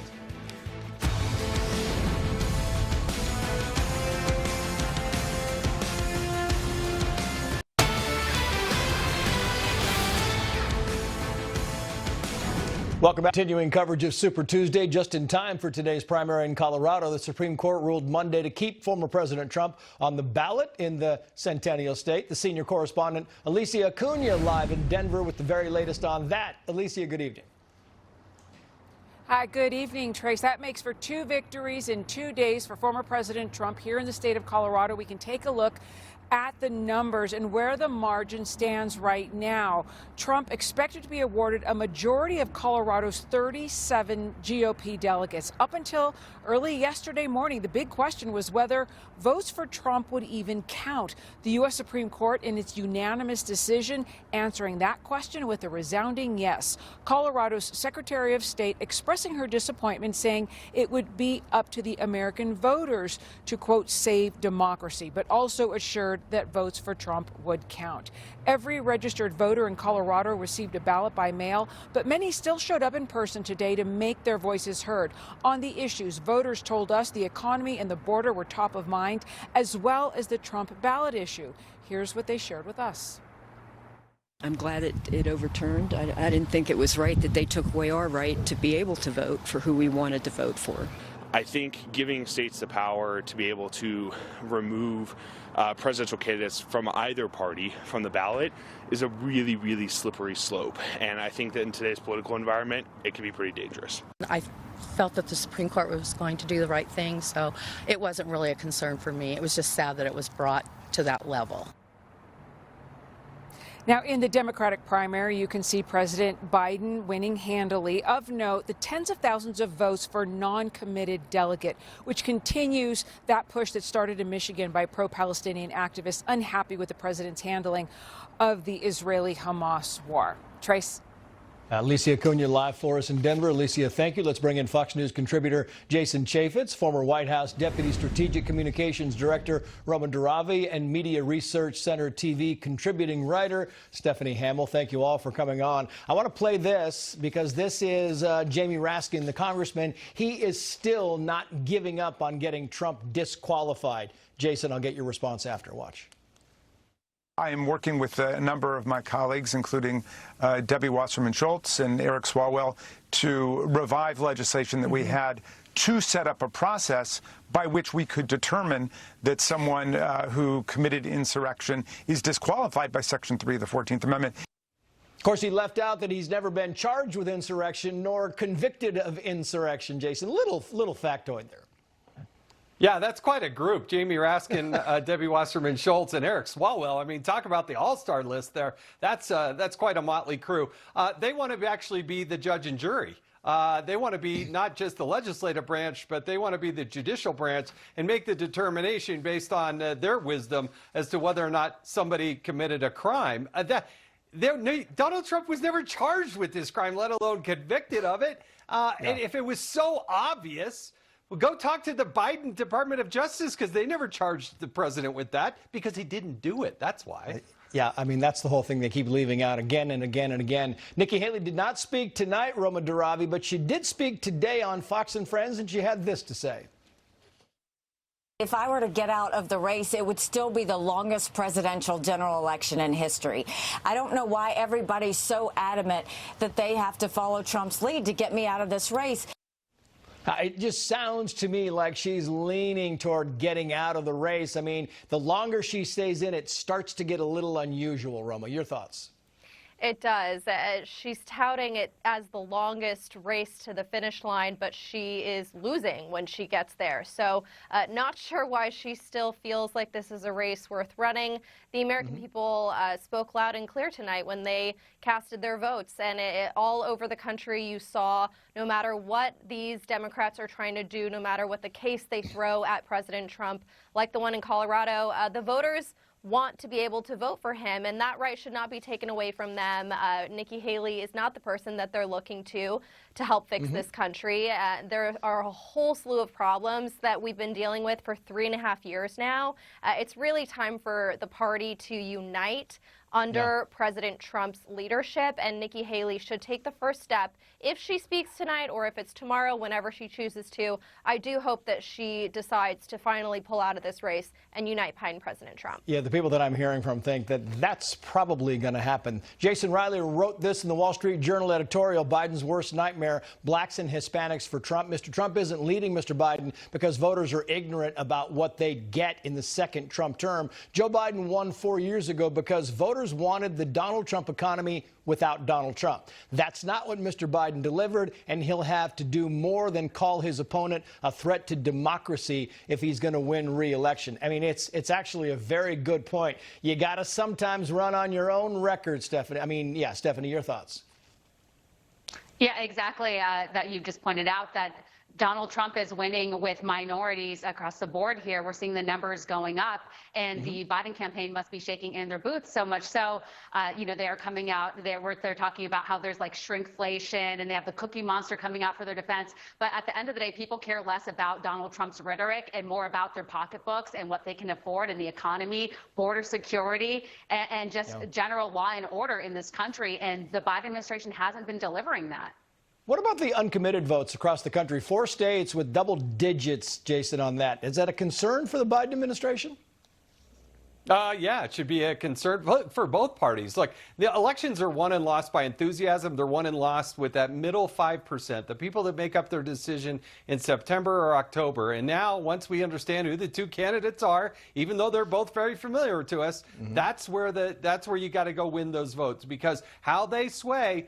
And for the messaging that's coming out of the White House and the Democrats that we're trying to continue to take away your right to vote in the name of democracy is just laughable. And Joe Biden is supposedly on Thursday is going to go out and start talking about, oh, hey, we got rid of junk fees for you and you saved $600. Nobody believes that. Nobody feels that. They're so off message. When you're explaining, you're losing. And that's what they're trying to do. Yeah, Roma, I got 10 seconds for you, but it really does seem like you need to really show something, except for the other guy is really bad.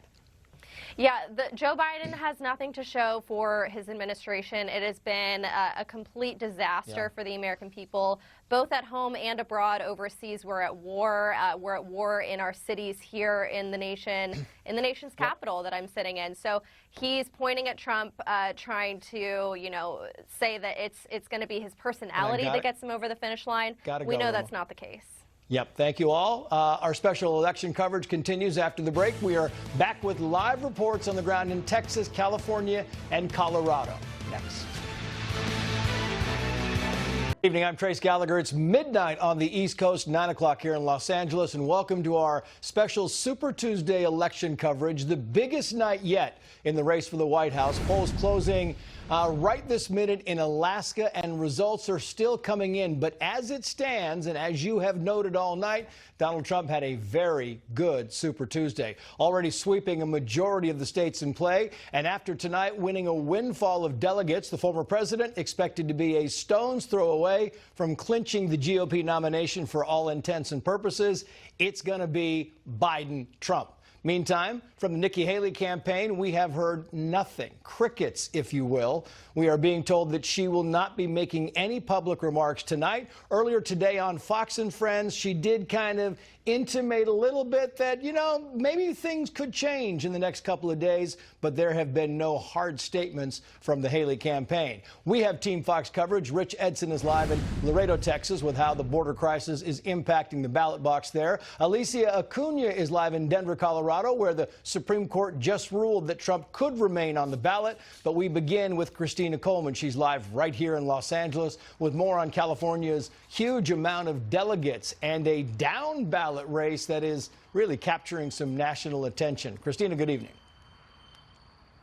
Hi, good evening, Trace. Yeah, former President Donald Trump is expected to capture all 169 Republican delegates in this state. That is huge for him and will definitely go to helping him clinch the Republican nomination. Now, as for the closely watched Senate race here in California, AP is now reporting that Congressman Adam Schiff will advance to the November election. Now, the top two finishers in this primary will move on to compete against each other in the general in November, regardless of which political party they are in. And that is big in this heavily Democrat state.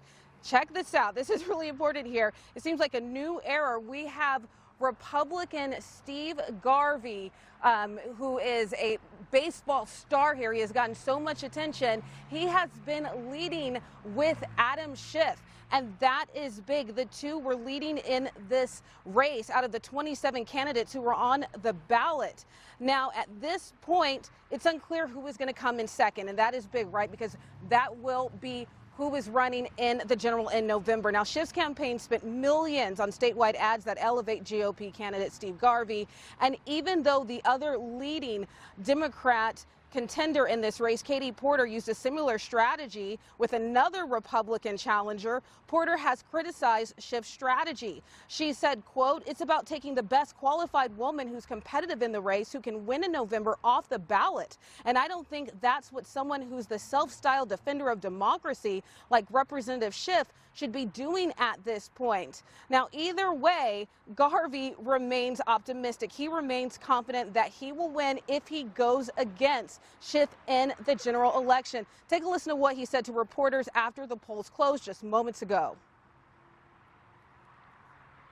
The people are speaking. I think they're listening to my message, talking about common sense and compassion, building teams and consensus, and for some reason, this is resonating now. Now, even though Congressman Adam Schiff had gotten a lot of criticism from Katie Porter over how he ran his campaign, he remained in the lead and ahead of the other high-profile Democrats in this race, and he is confident and happy. Take a listen to what he said just hours before the polls closed. I think we're on a great campaign. We're very proud of it. We have an amazing campaign team, and it's been just wonderful traveling up and down the state, meeting Californians. Now, again, a very, very close Senate race, heavily watched in this state, and it is also the most expensive Senate race in California's history. All of the campaigns combined have spent more than $65 million in this race so far. Trace? Christina Coleman live for us in Los Angeles. Christina, thank you. Let's bring back tonight's panel. Fox News contributor Steve Hilton and criminal defense attorney and federal litigator Vic Bajaj. Okay, so we just got the statement from Nikki Haley. She did not speak tonight. The last time we can recall hearing from her was today on Fox News. She said the following here: "We are honored to have received the support of millions of Americans across the country today, including in Vermont, where Nikki became the first Republican woman to win 2 presidential primary contests.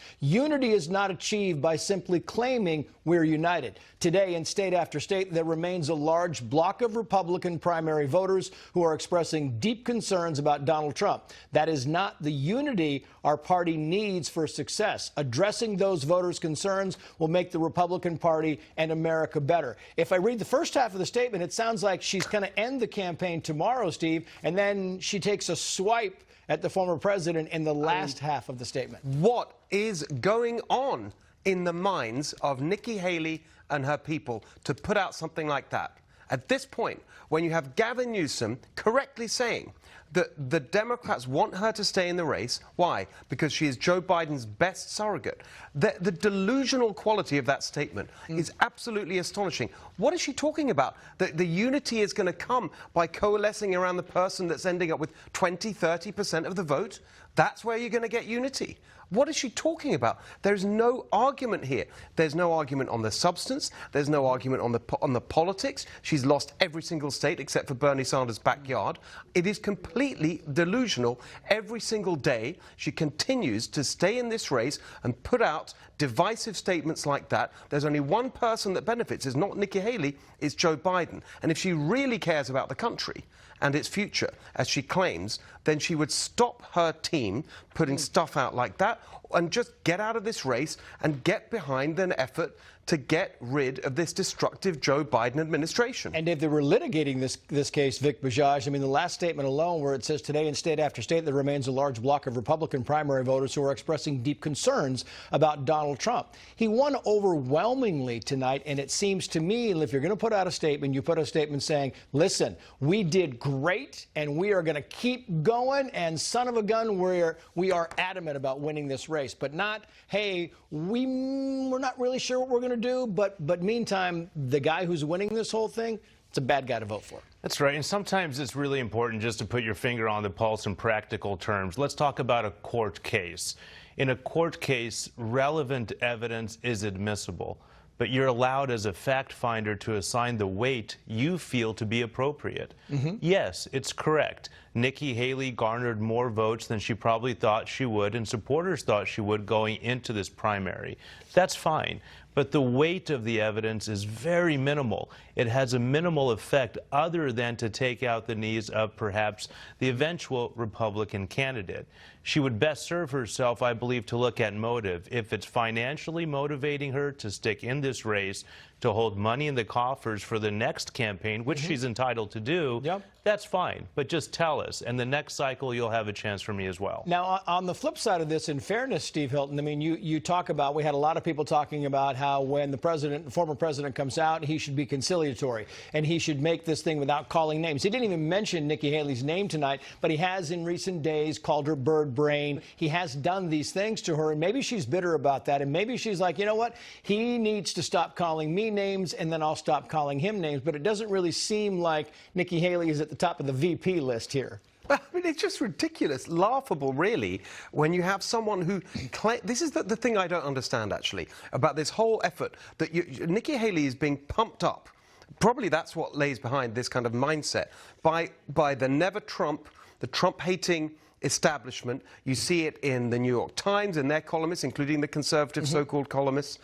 You see it from the Wall Street Journal, astonishingly, who normally their editorials, I would say, I read religiously and agree with every single word. They seem to think that there is some benefit in Nikki Haley continuing to attack Donald Trump. And the only purpose that is served by that is to make these people feel good about their own self-righteousness, about how awful Donald Trump is. No, this is about an actual election, about winning an election so we can get the policies that will benefit the American people. We have a little bit of breaking news coming in California. We've been talking about this all night. Steve Garvey, the former Dodger baseball great, San Diego Padre baseball great as well, running for the Senate. It looks like Steve Garvey will move on to November along with Adam Schiff, the current congressman who is now trying to take over Dianne Feinstein's seat here in California. The way this jungle primary works in California is the top two move on to November. Adam Schiff spent millions and millions of dollars, not on his campaign,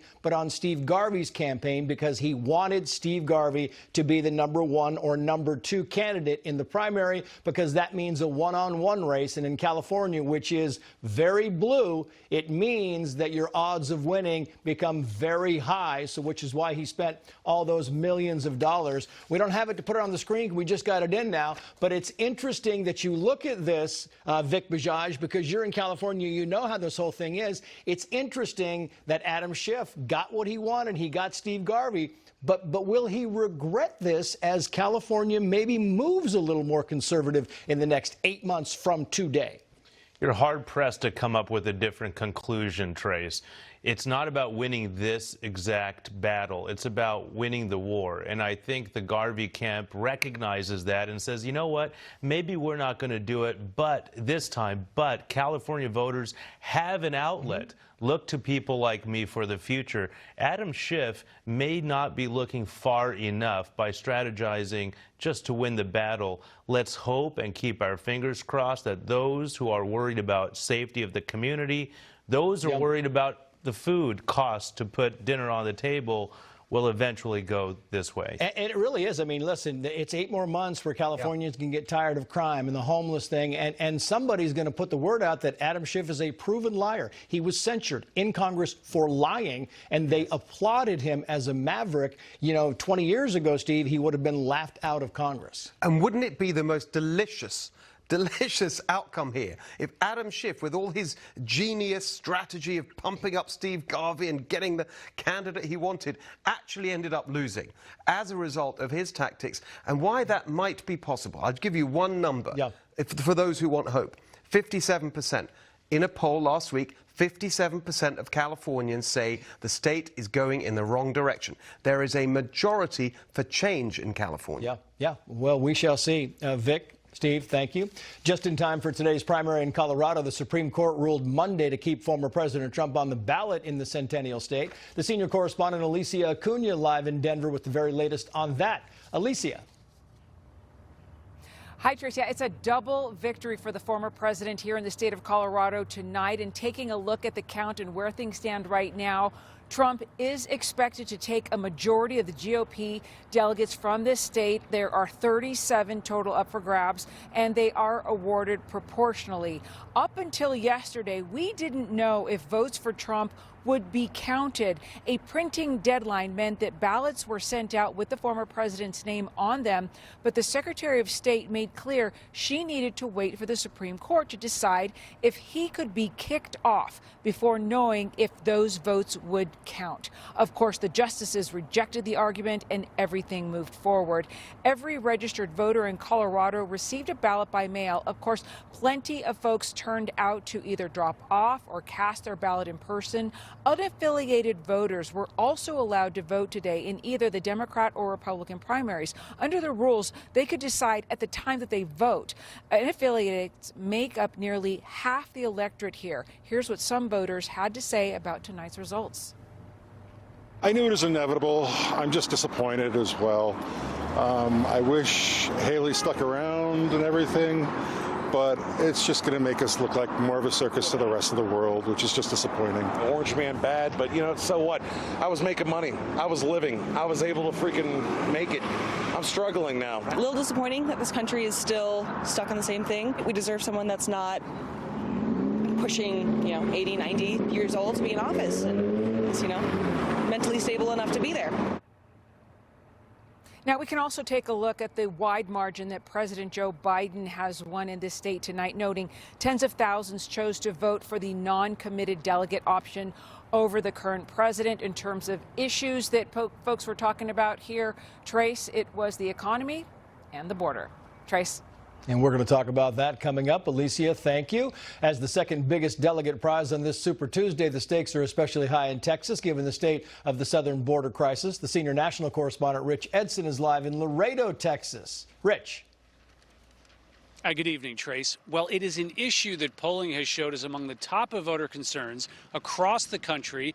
It's also an issue Biden, former President Trump, have been arguing with one another over just the past week, and that's the border issue. It is also playing into some of the down ballot races, especially the Senate race here in Texas. With that, we've got Congressman Colin Allred. He has avoided a runoff and won the Democratic nomination for the U.S. Senator from Texas. He'll face Senator Ted Cruz in the general election. Allred ripped the incumbent for opposing the bipartisan border proposal. When you see there's a crisis at the border and there's a bill to try and solve it, you don't take it down because you want to have the problem to run on in November. That's not who we are as Texans. The NRSC works to elect Republicans to the Senate. Its chair, Senator Steve Daines, said, quote, Allred is an extremist who supports open borders, backed Washington, D.C.'s pro-criminal legislation, and said he wished the Second Amendment had never been written. Ted Cruz is well positioned to withstand the millions Chuck Schumer will spend to prop up Allred's campaign. President Biden, former President Trump, visited the border just last week in Texas on the same day, just a few hundred miles apart. Trump and Republicans maintained Biden could address the border by reversing the executive order he signed, upending Trump policies. Biden says he needs Congress to act, and Trump working to sink that bipartisan compromise is only creating more chaos down here. Now, the border is also an issue for the Supreme Court. They have temporarily put a stop to a Texas law while this works through the court system. That Texas law would allow local state law enforcement to detain those that they suspect have entered the country illegally. Trace? Rich Edson live for us in Texas. Rich, thank you. Let's bring in Fox News contributor Jason Chaffetz and former White House Deputy Strategic Communications Director Roma Duravi. Thank you both for coming on. So we talked about top issues with Rich there. I want to play some sound on voters talking about both the border as well as the economy. Watch. Oh, the economy, mostly illegal immigration, and just all the stupidity and ridiculousness that's going on in this country right now. It needs to stop. I mean, it's that simple. Immigration, the economy. Yeah, immigration, the economy, there are two, but now immigration, you can see it's kind of the first thing they mention, Roma, and it really is kind of interesting that, as you know, we saw it in Iowa, we're like, yeah, it's not going to last, and then you see in New Hampshire and you think it's not going to last. Here it is, still the #1 issue. Yeah, Trace, immigration is a very serious topic for not just the border states, but states across the country right now. And, you know, it's really disheartening to watch Jen Psaki, Biden's former White House press secretary, on MSNBC today, literally laughing over the idea that voters care about immigration. You know, it's not a laughing matter. People are literally dying by the hands of illegal immigrants in America, you know, weekly. And just 2 weeks ago, we had a 14-year-old sexually assaulted by an illegal immigrant here in the state of Virginia. So it's certainly a serious issue for swing states, for border states, and it's something that, you know, Joe Biden has not taken seriously at all. He's only visited the border twice in his 50 years of working in government.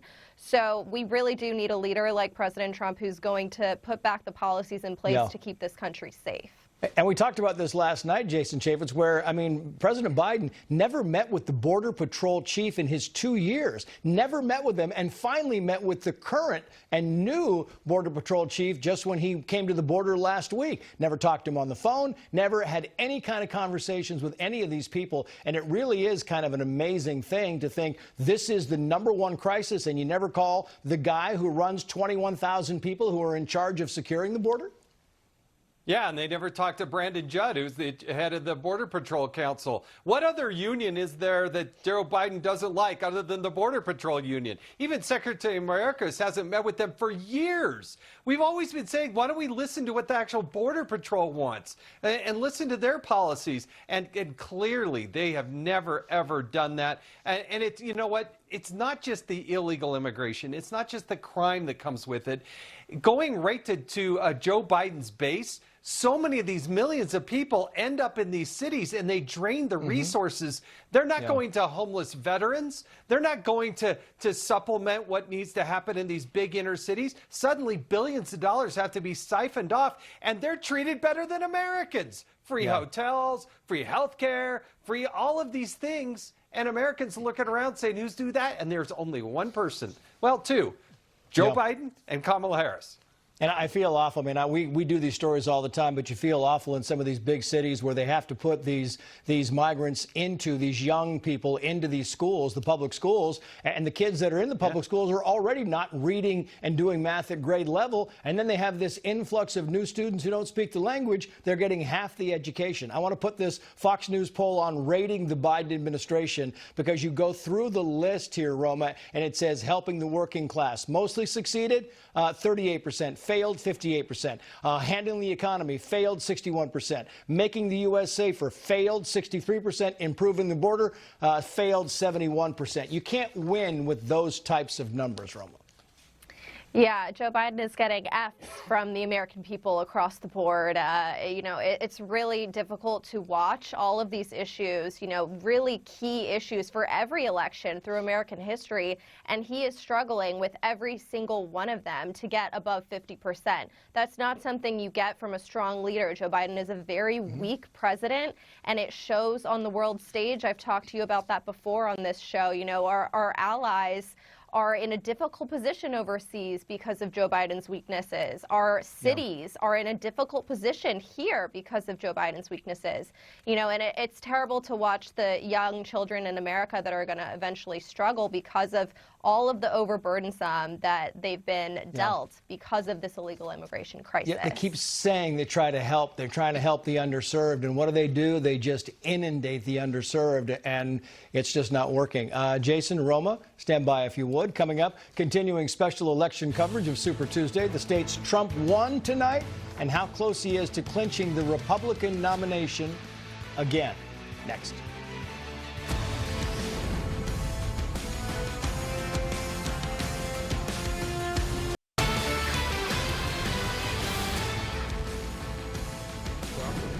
It's a live look here on Steve Garvey. Let's listen into what he has to say.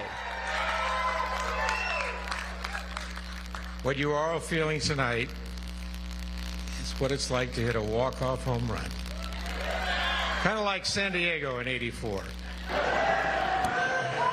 Because the network going on to the general election to face off against Adam Schiff.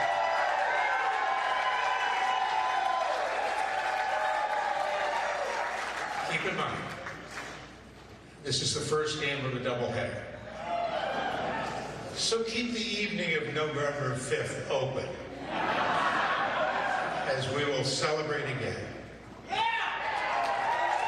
I congratulate Congressman Schiff for joining me in the general election, and recognize Congresswomen Porter and Lee for being in the arena and fighting for their beliefs. Before speaking about what lies ahead, I want to say thank you to some special people. First, to my wife, Candace. Without her love and support and perspective, I wouldn't be standing here tonight. As much as anyone, she follows that old Dodger saying, you gotta believe. I love you always and forever.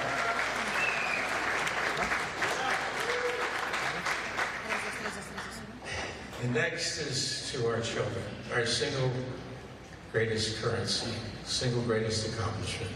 For their patience, encouragement, energy, and help. They had my six every day in every way. I love each and every one of you. Thank you. Also, please join me in applauding all those here tonight who have answered the call to our military and our first responders. Let's give a big applause. Thank you all.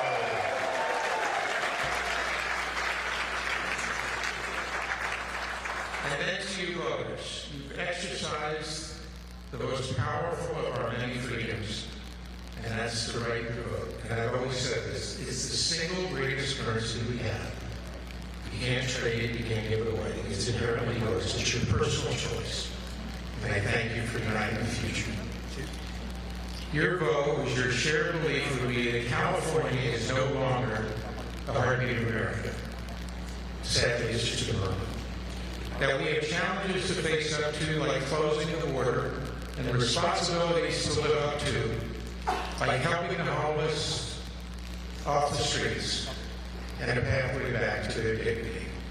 And that if we do those things and more, our best days will be ahead of us, with California once again being that vibrant heartbeat of America.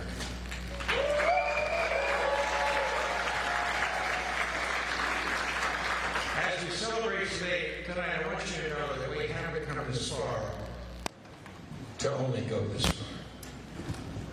When I stepped on the field for the Dodgers and the Padres, I didn't play for Democrats or Republicans or Independents. I played for all the fans. And tonight, I'm running for all the people.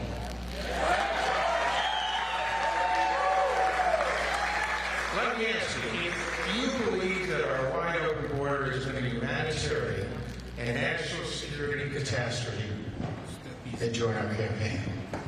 If you're struggling to pay bills at your kitchen table and only buying $10 of gas instead of 10 gallons, then come join us.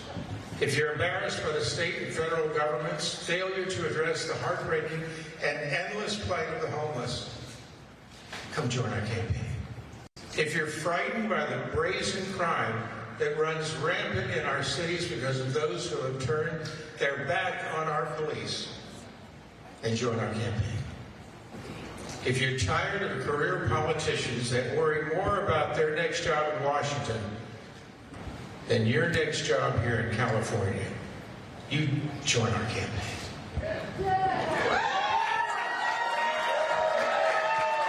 And if you're concerned that our foreign policy shows weakness and not strength to our adversaries and allies, then please join our campaign.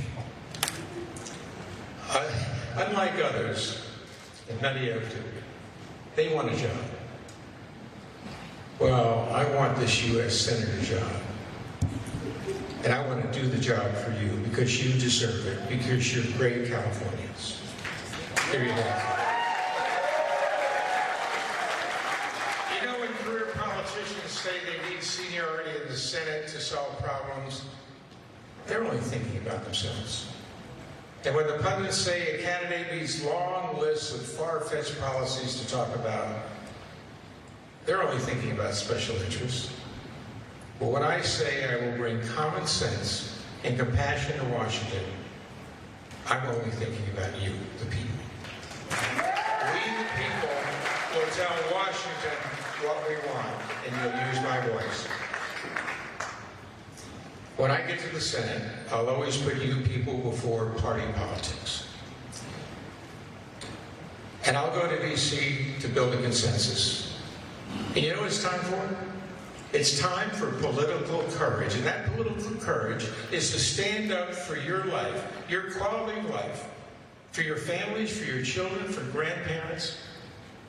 And when I get back to Washington, that first day, we'll start going to all 99 senators, reaching out my hand, and asking them to work with me for the best interests of the people of these United States.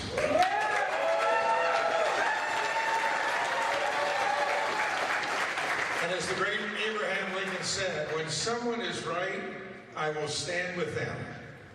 And when they are wrong, I will move away from them. In closing, I say that tomorrow is the first day of the rest of this campaign, and the days after that will be challenging. But I feel as excited, as confident, as optimistic as that young boy back in September 1st of 1969, who was called up to the Dodgers, went to the clubhouse, and put a Dodger uniform for the first time, and my dreams came true.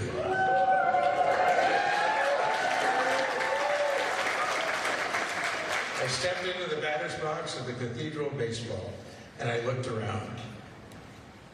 And I looked up, I said, thank you, God. Hard work and dedication do make your dreams come true. They say in the general election that we're going to strike out.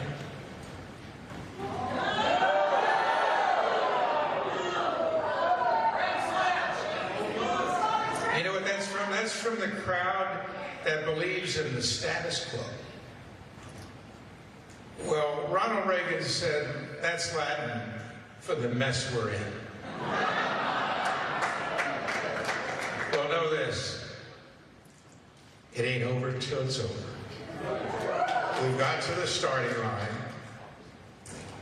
And that quote you all know is true in baseball, it's true in politics. And my opponent has been advertising that he wants me. And he's mistaking kindness for weakness.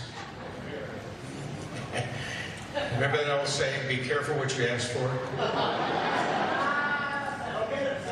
Well, he's like the pitcher that throws me 70-mile-an-hour fastballs. And then watches me run around the bases. I can't thank you enough, all of you here tonight, throughout California and throughout this great country, are now listening to a new voice with fresh ideas. Someone that at this time in my life could have easily, with my wonderful family, just gone about my business. Thank God every day for what he's blessed me with. But I got up about 7 months ago and they turned TV on and I saw a Washington that was imploding, our hired politicians that were failing us, and I decided it was time maybe for the greatest opportunity in my life, the greatest blessing, and that's to represent you. God bless you. Thank you. Join me on this journey. Well, there you have baseball great Steve Garvey, who is moving on to the general election. Garvey, of course, played for the Dodgers a long time, won the World Series back in '81, played with the San Diego Padres as well. He talked about this being an uphill battle and how the naysayers are saying, well, Steve Garvey doesn't stand a chance. Just for a little context and perspective, you should note that the last Republican senator elected in California was Pete Wilson back in 1982. He was reelected in 1988. That's a long time between GOP senators. The seat that Steve Garvey is now fighting for, of course, belonged to Dianne Feinstein, who held that seat for a very long time. But if you look at the numbers in California, with 40% of the vote counted now, you have Adam Schiff at about 36.5%, Steve Garvey at a little over 29%, and Katie Porter, who had long been the second place runner in this, all the way down at 14.5%. Those numbers could change, but the race has been called, so that's kind of how it's going to look as you go through the remaining 60% of the vote. But what happens is it's a jungle primary, so the top two, meaning Steve Garvey and Adam Schiff, now move on to the general election in November. The problem for Steve Garvey is that he was the only Republican running in this. He got 29% of the vote. Adam Schiff got 36, Katie Porter got 14. That's 50 plus.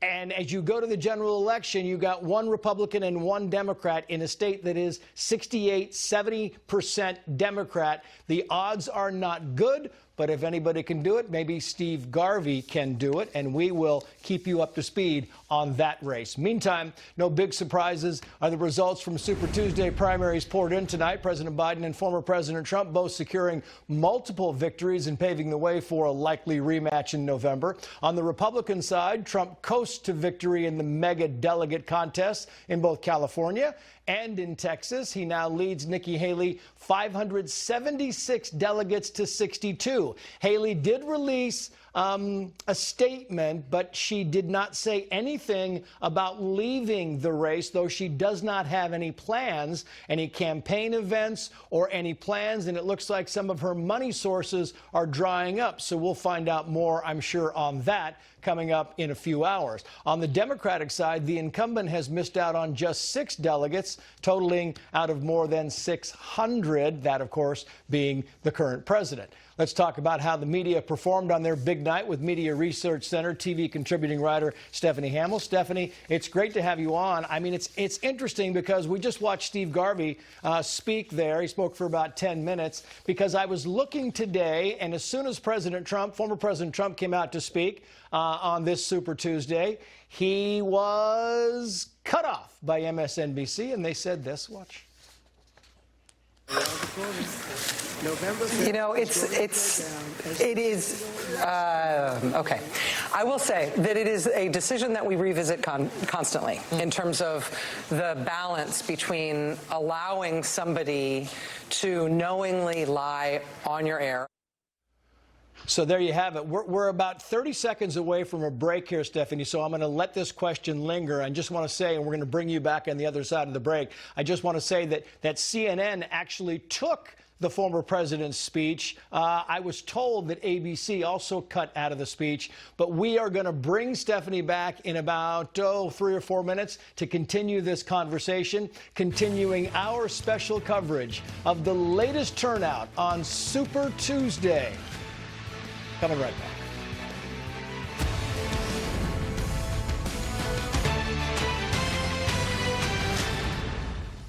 Welcome back to our special coverage of Super Tuesday. Let's bring back Media Research Center TV contributing writer Stephanie Hamill. Stephanie, thank you for standing by for us. We appreciate it. So as we were kind of talking about before the break, you had MSNBC. Remember, so this is the man who likely is going to be the GOP nominee again for the third time to run for president. And MSNBC cut away from his victory speech because they don't like what he's going to say. What do you think about that?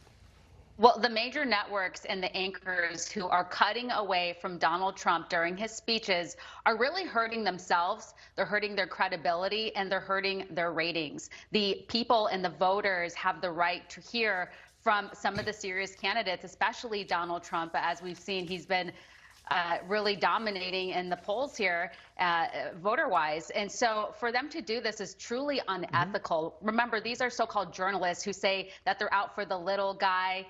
They're the watchdogs of America, yet they don't think you're responsible enough to hear and interpret what a former president and a presidential candidate has to say. To me, I mean, it's just really egregious that they would do this. Can you imagine one of the networks not covering the State of the Union address on Thursday because they didn't think Biden was going to be truthful, which he likely won't be the entire way through. They all have their, you know, their things, their moments, I should say. Speaking about polls, Biden was asked today about bad polling, and he had this interesting response. Mr. President, what's your message to Democrats who are concerned about your poll numbers? My poll numbers, the last 5 polls you guys don't report, I'm winning 5 in a row. You guys only look at the New York Times. They're a great paper. You know, I went back and looked, Stephanie, and I thought, did I miss something? Because no, we didn't miss anything. There's not 5 polls. I don't know where he got those numbers. It's wrong. Absolutely wrong. What do you think about that response? It's a bit of a head scratcher. I mean, if you do a quick Google search, you'll see that that isn't accurate, as you just pointed out. He is neck and neck with Donald Trump in many of the hypothetical general election polls, if you will. And it's convenient. All of a sudden, Biden's not a huge fan of the New York Times at the moment because of this, and is pretending that most of these mainstream media reporters who are on his side are not on his side. So, you know, it's fascinating to see the spin going on here. Yeah. Speaking of spin, Van Jones on CNN had this to say. Watch. Unfortunately, he can't get any younger, so there's not that much that they can do about it. He has a chance this week, though, to remind people that sometimes having a good grandpa on the case is better than having a bad grandpa on the case. How much is riding on this State of the Union speech 2 nights from now? I would say a lot. I mean, so many people will be tuning in. What I also found incredible was that Biden's absence today on a speech that is revealing in itself. He should be speaking to the American people. And for Van Jones to come out and say this, there's a difference between Mr. Good Grandpa and Mr. Bad Grandpa, and the so-called good grandpa that we see on TV oftentimes can't put together a sentence. He's tripping all over the stage. He needs help and note cards, if you will, to get around, you know, his regular day-to-day. So it is a very dishonest point that he's trying to make there. Yeah, and it really is. It's one of those things, Stephanie, where you look at this, and he had an opportunity tonight to speak before the country because he had big victories in all of these states. He had a chance a couple of weeks ago, middle of the Super Bowl, where, you know, 3/4 of the country watched, to speak and do an interview, and he chose not to. And exactly right. He just is laying low, and I don't think this time around the country is going to allow him to do the bunker mentality because of COVID. Stephanie Hamill, great to have you on as always. Up next, final thoughts from our guests on the Super Tuesday results and what it means for the path forward. Stay with us.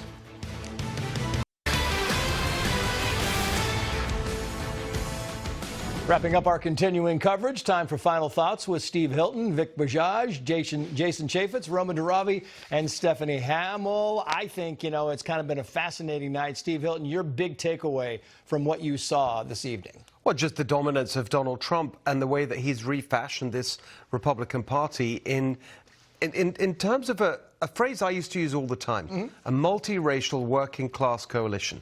And if you look at some of these numbers in the recent polls, the turnaround, the Latino vote before Trump was 71% for Obama, 27% for Romney. Now you're looking at a lead for Trump, 46-40. Yeah, it's crazy. And you look at the black vote, the same thing, Vic. You've got, Hillary Clinton in 2016 took, 93% of the black vote, and now it's down in the 60s. You can't win with those numbers. Well, let me say something that I think is the elephant in the room, which is we don't need people to tell us what to think or what to do. And I think the people who are going to go out in the polls in November need to remember that. Just because somebody tells you a certain fact is true is not true. Make a simple table. Pros, cons, who do you vote for? Use your own mind. Stephanie Hamill, your final thoughts. I will have a bucket of popcorn, and I will be watching all of the major networks to see how they spin the Super Tuesday win for Trump. There will be a huge focus on Vermont, and then, of course, the D.C. win for Nikki Haley. But keep in mind, those were open primaries where Democrats had an opportunity to weigh in there. So, and I'll report back to you hopefully soon with how they analyzed it tonight. Jason Chaffetz. I thought when Donald Trump won 98 out of 99 counties in Iowa, the primary race was over. And I think it's just a matter of time till Nikki Haley drops out. Should have done it like Ron DeSantis did. He did it right. 10 seconds, Roman Daravi. President Trump had a great win, a unifying presidential speech tonight, and watching the states roll in, winning had me reminiscent of Trump Tower in 2016. And thank you all for watching our special election coverage. I'm Trace Gallagher in Los Angeles. Mike Emanuel, Jillian Turner.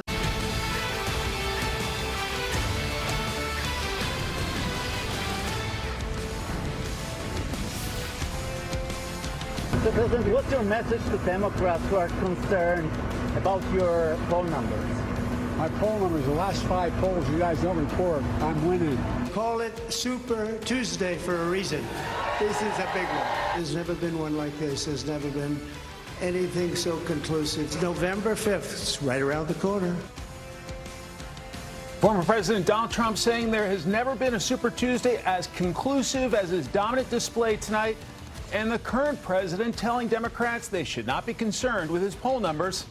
Hello, I'm Mike Emanuel, and welcome to our special coverage of this Super Tuesday. Jillian, great to be working with you. Nice to be with you, Mike. At 1 a.m., I think we can call it extra special coverage. Absolutely. Super Tuesday. I'm Jillian Turner. The polls are now closed. Voters in 15 states, as well as American Samoa, took a trip to the ballot box on the biggest day of the 2024 primary race. On the Republican side, former President Trump continued his dominant performance as he looks to knock challenger Nikki Haley out the race once and for all. But the former South Carolina governor is not giving up, at least not yet. She picked up a solid victory in Vermont and is now vowing to keep bringing the fight.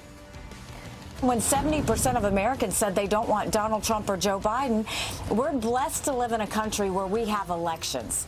And that's what we wanted. I don't know why everybody's so adamant that they have to follow Trump's lead to get me out of this race. All of these people deserve to vote. On the left, President Biden taking nearly a clean sweep, losing only American Samoan Democratic caucuses. We are now fast approaching a 2020 general election rematch. For more live Super Tuesday coverage now, let's go to Fox News correspondent Kevin Corr. Top of the morning to you, Kevin. Top of the morning to you, Jillian. Not a clean bristle broom sweep for former President Trump tonight, as you pointed out, but you could say he broke out the Swiffer wet jet and mopping the floor with Ambassador Haley, at least among GOP voters. We'll get to that in just a moment, but first, a verdict in the Golden State that really sets the stage for a huge Senate battle coming up this fall, as Major League Baseball Hall of Famer California Republican Steve Garvey earns a shot at Democratic Congressman Adam Schiff in a bid to pick up the Senate seat left vacant by the passing of Dianne Feinstein. Schiff and Garvey finishing 1 and 2 in the voting in the Golden State. By the way, in that state, they send the top 2 vote getters to November to face off. Indeed, they will. Congresswoman Katie Porter finishing a distant 3rd there. Meantime, former President Trump, as you also said, has had a boffo night. In fact, he also won in the Golden State, picking up the state's massive haul of 169 delegates, part of a night that saw Mr. Trump win all but one of the states contested on Super Tuesday. Governor Haley did manage a victory in Vermont, but given the state of the race, she has inarguably a very difficult decision to make in the coming days. So here's where things stand at this hour as we take a look. Super Tuesday, well, the delegate map, well, the math is really the math. Let's face it, former President Trump is well on his way.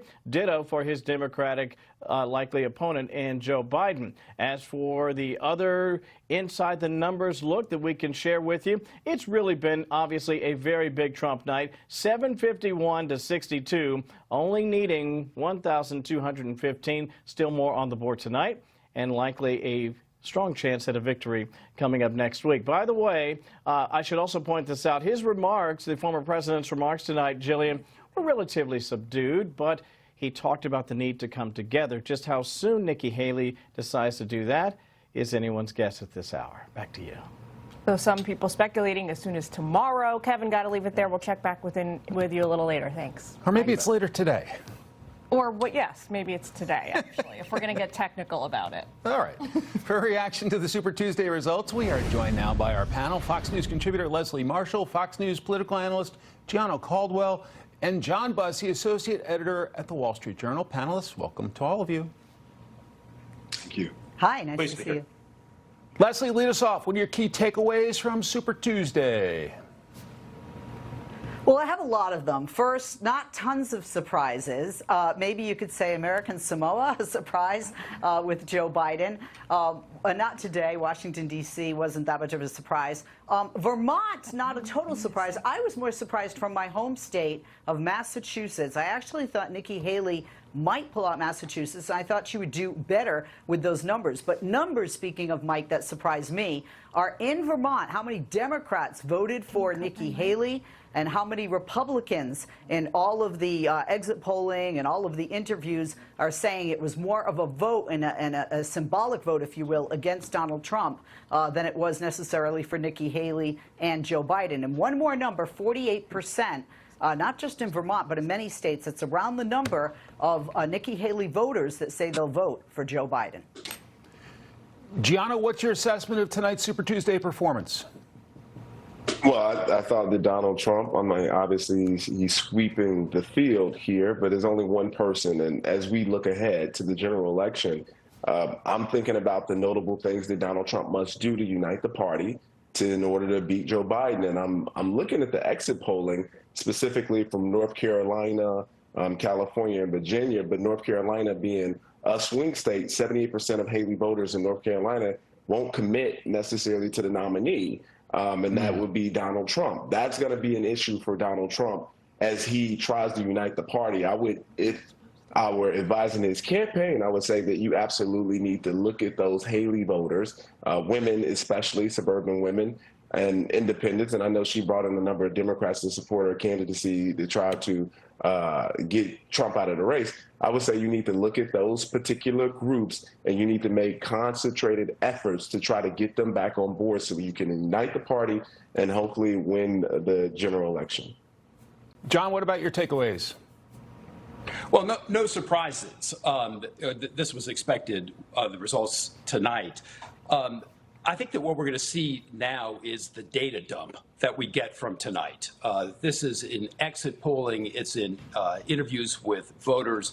Mind you, this is the core of the core that came out tonight for both candidates. These are people who wanted to vote in a primary that was pretty much a foregone conclusion in almost all of these states. So are we really getting a representative sense of the voter out there? I'm not sure we are. And I think that this issue of how many voters in the case of Trump, but also to a certain degree in Biden, are going to stay home because they're unhappy with either candidate, I'm not sure we're going to get that data either from this core voting pattern this evening. We're going to have to see in some of the polling that comes out after this how many voters for Trump and Biden just didn't show up and may not in November. Leslie, now that the race is what voters are calling, and analysts are calling existential, do you really think it's likely that these risky Biden voters may stay home? That is, Democrats who are dissatisfied with the job he's doing when push comes to shove. Well, if you stay home or if you're uncommitted, I've said before and I'll say it again, and you're a Democrat and you're not going to vote for Joe Biden, then you are voting for Donald Trump with your inaction or your lack of commitment. You know, at the end of the day, this is a very tight race. And I read somewhere, and I had to laugh, that the polling for Americans' attitudes toward a rematch between the current president and the former president is like a colonoscopy without anesthesia. And so there isn't, hello, we'll take that in for a moment. There isn't, you know, the enthusiasm necessarily, but I think there is the enthusiasm of, I don't want that guy from both sides to the opponent. But because it is so tight, it is going to come down to, you know, a handful of states. It's going to come down to a slither of voters, perhaps many independents in those states, perhaps a lot of youth in those states. And if a few people stay home, that's not going to be a huge deal. But if a larger margin does, that could be problematic. And it could be problematic for both candidates. Leslie, Giano, and of course, John, thank you very much. Plenty more questions for you throughout the show, but we got to go for now.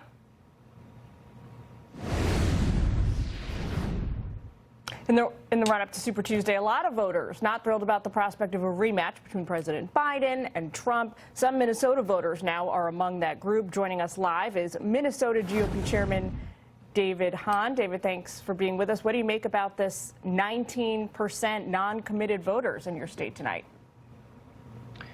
Well, I think that the turnout for this primary was a little bit lower than expected, certainly on the Democratic side. I think that, to me, is one of the biggest takeaways from this, is that Donald Trump, who is going to clearly win, it's not quite, all the votes are not quite in, but I think Donald Trump is clearly going to win. But he's outpolled Biden in almost every one of the congressional districts across the state. I think that is an indication of just how unpopular President Biden is, and just what a close race this is going to be in Minnesota. I think Minnesota is going to be one of the battleground states in the coming election. We heard in polls leading up to tonight, or leading up to last night, I should say, especially from young voters, there's a lot of discontent with both the front-runner candidates, not sure which way a key contingent of people is going to swing ultimately. Take a listen to this, some sound from a few of them. I'll be voting for Joe Biden, like I did 4 years ago. To be honest, I don't like either one of them, to be honest. I think another Biden-Trump rematch would probably be easy game for Trump. It absolutely will not be Biden.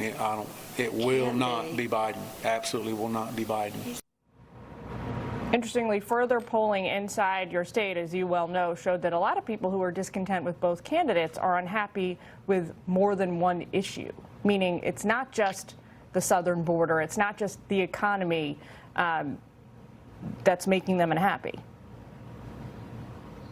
Yeah, I think the public safety issue in Minnesota is a big thing. I think certainly the economy is a huge issue, but there are a lot of issues that I think voters are dissatisfied with, and I think the recent polling we saw here from one of our news outlets is that President Biden is deeply unpopular, and I think that is a huge issue.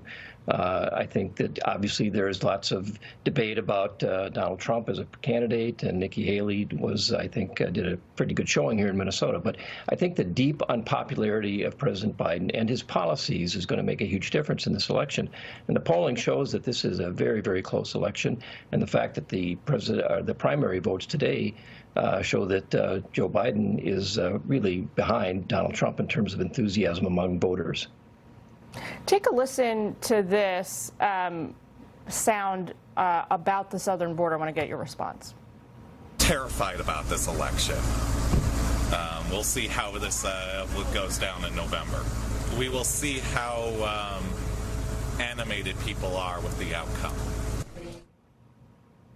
Well, that obviously was not sound about the southern border. That was a voter talking about that being terrified of this election cycle, something we spoke about a moment ago. Why do you think it is that a contingent of Minnesota voters say that they're feeling terrified? Meaning this is on a knife's edge. They could see it going either way in general. Well, again, I think that the policies of the Biden administration have deeply affected people in Minnesota across the country. But the inflationary tendencies we've seen, the lack of growth in the economy, I think in foreign policy, the kinds of missteps that the Biden administration has made that have made the world a far more dangerous place, and certainly the border issues affect everybody. Here in Minnesota, we're a huge agricultural state, lots of need for lots of workers, but there's great concern about whether or not the border is being managed in a way that is going to be helpful to the country.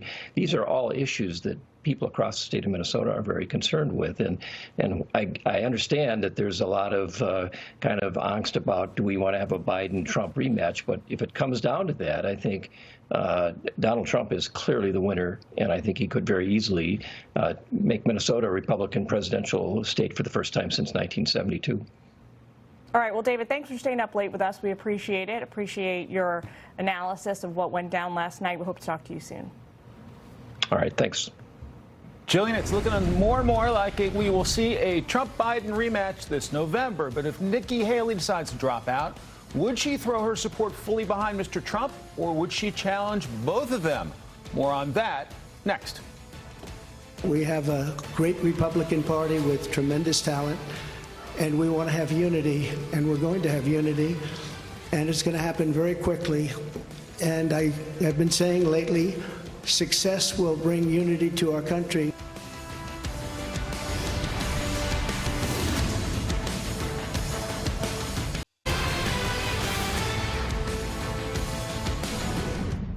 Welcome back, voters coast to coast making their voices heard on Super Tuesday. Two top-tier issues on the ballots this go-round are immigration and the economy. Joining us now to take a deep dive look at what topics are on the top of the list for voters is Fox News national correspondent Matt Finn. Hey, Matt.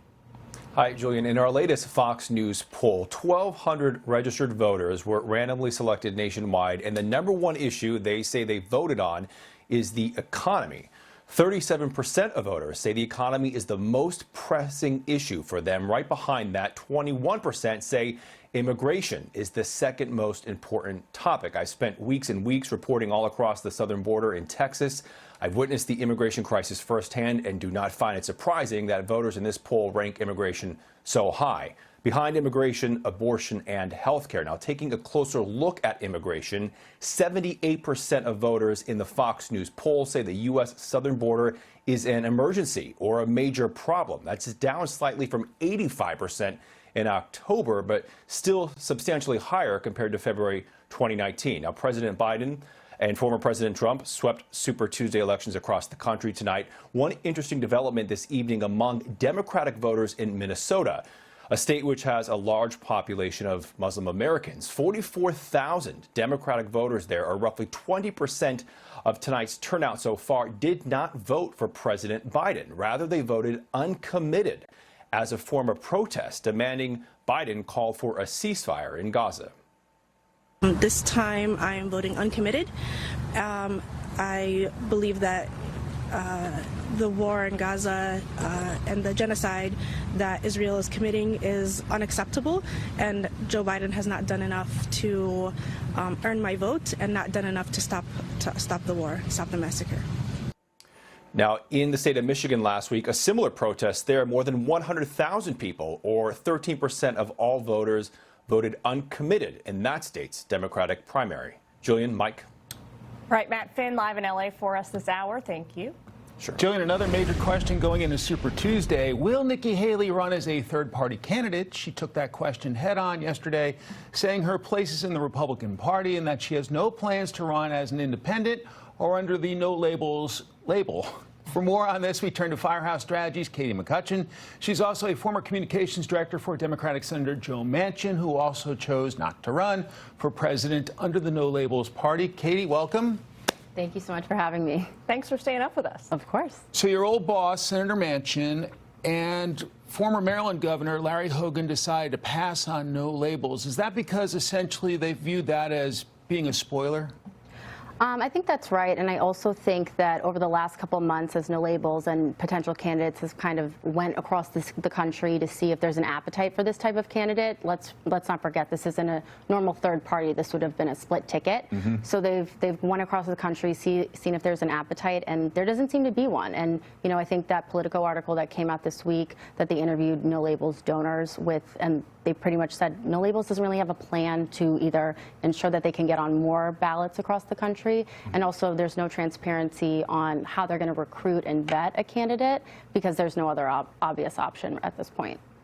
Separately, Robert F. Kennedy Jr. is teasing a potential second switch in this primary cycle to running as a libertarian. Is that something that no labels factors into their decision making? I mean, you don't want a Democratic race suddenly that's, or a primary race that's chock-a-block full with third-party candidates. Yeah. I don't think it necessarily is in the no labels calculation. I think it's probably in the calculation of where he can pull the most votes, right? So I think he's kind of gone about the presidential election in a couple of different, capacities. And so he's trying to figure out where he can get on the ballot, in what party platform he can get on the ballot, and where he can pull the most votes. And, I think he said today that he has certified for the Nevada ballot, but that doesn't mean that that's official yet. So, and he's not going to certify for all 50 states. So I think it's kind of these third-party candidates are trying to figure out where they can pull the most from, who it's going to benefit, and if it's going to benefit them at all. Did no labels blow it by kind of openly flirting publicly with some of these politicians like Senator Manchin and Governor Hogan? I don't know if I would say blow it, but I do think they miscalculated like I said, the appetite for this type of candidate, the frustrations for both a rematch from 2020, Joe Biden and Donald Trump. I think there was this belief that it was because both of these candidates are so extreme. So there's a really big pocket in the middle to pull from, and those people would be interested in a split party candidate. But the facts of the matter are Democrats, the small pocket that we kind of saw today as they voted uncommitted, are the progressive side of the party that they believe that Joe Biden is not liberal enough. And Republicans are frustrated with their option as Donald Trump, as he's not a real conservative. He's not a real Republican. He's not the Reagan Republican of our yesteryear. And they would not be satisfied with the split ticket either. So I think there was kind of this momentum going in that there would be an appetite for this type of candidate, but both parties, as we've seen today, it's just not there. Katie McCutcheon, rock solid at 1:25 in the morning. Well done. Thanks so much. Thank you so much. Well, they call it Super Tuesday for a reason. A third of all delegates needed are up for grabs. So both Trump and Biden had good nights, but how far are they now from clinching their party's nominations? We're going to break down the numbers for you coming up next.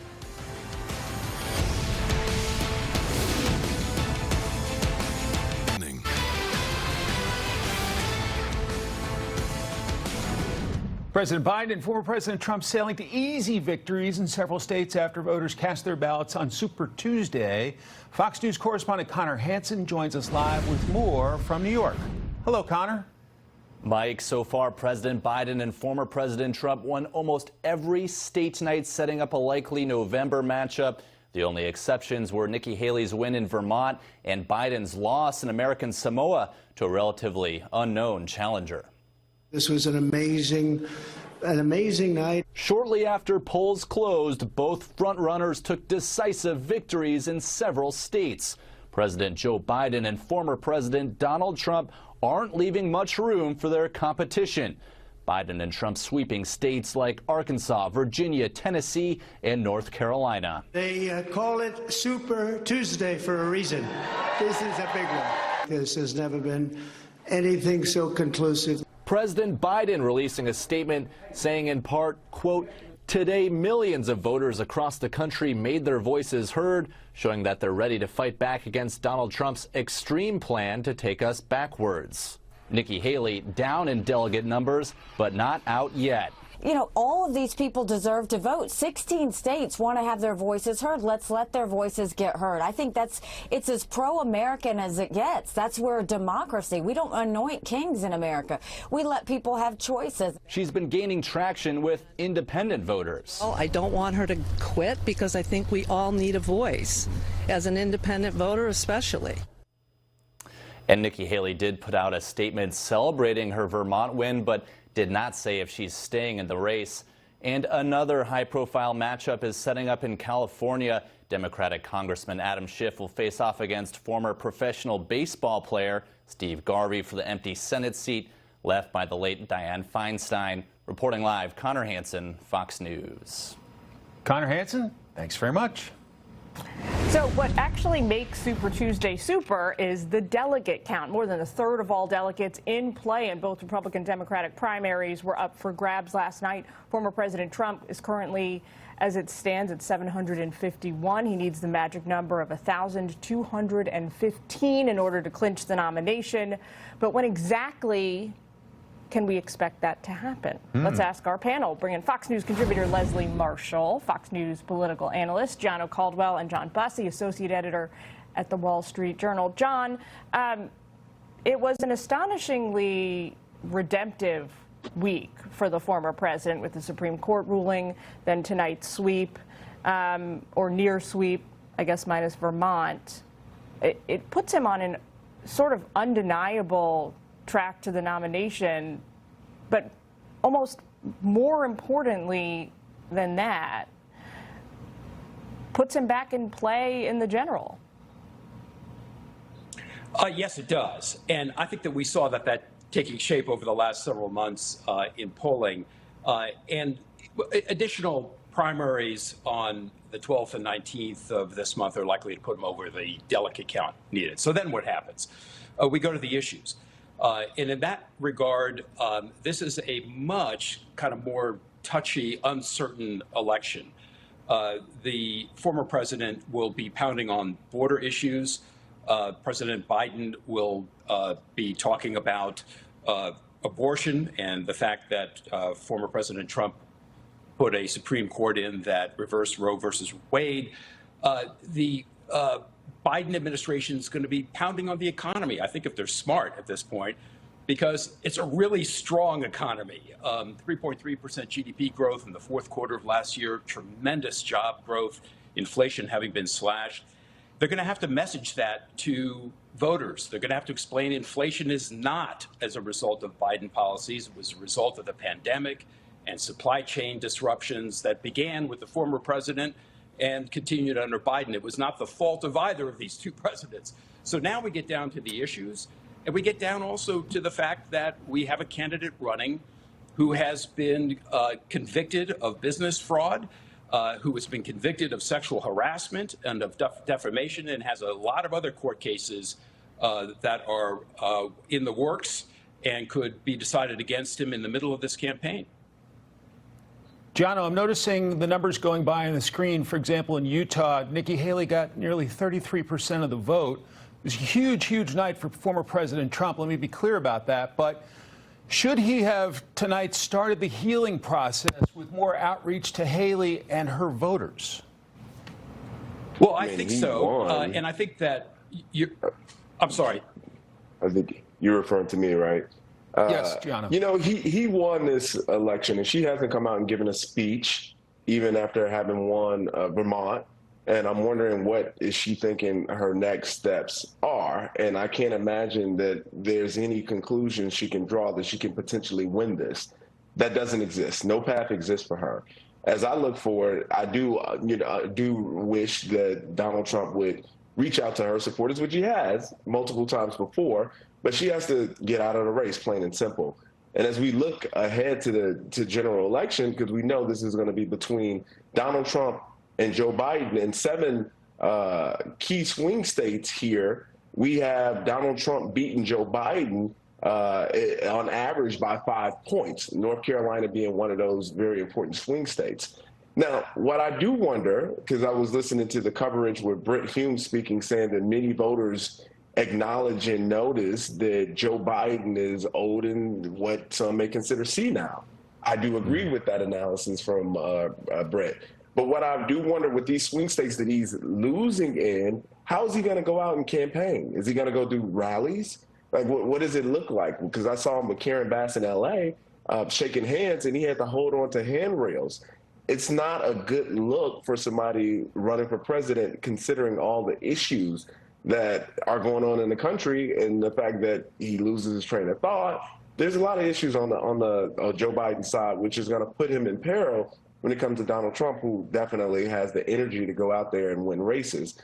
Joe Biden simply doesn't. So we're looking ahead, but it's not looking too good for Joe Biden. Well, Leslie, to that point, the president was MIA today. He chose, or last night, I should say, he chose not to give a speech. This was a huge night for him. I mean, he took all the states, swept all the states where he was up, 15 of them. Why do you think he decided to stay silent? And do you think that he should have addressed his voters? No.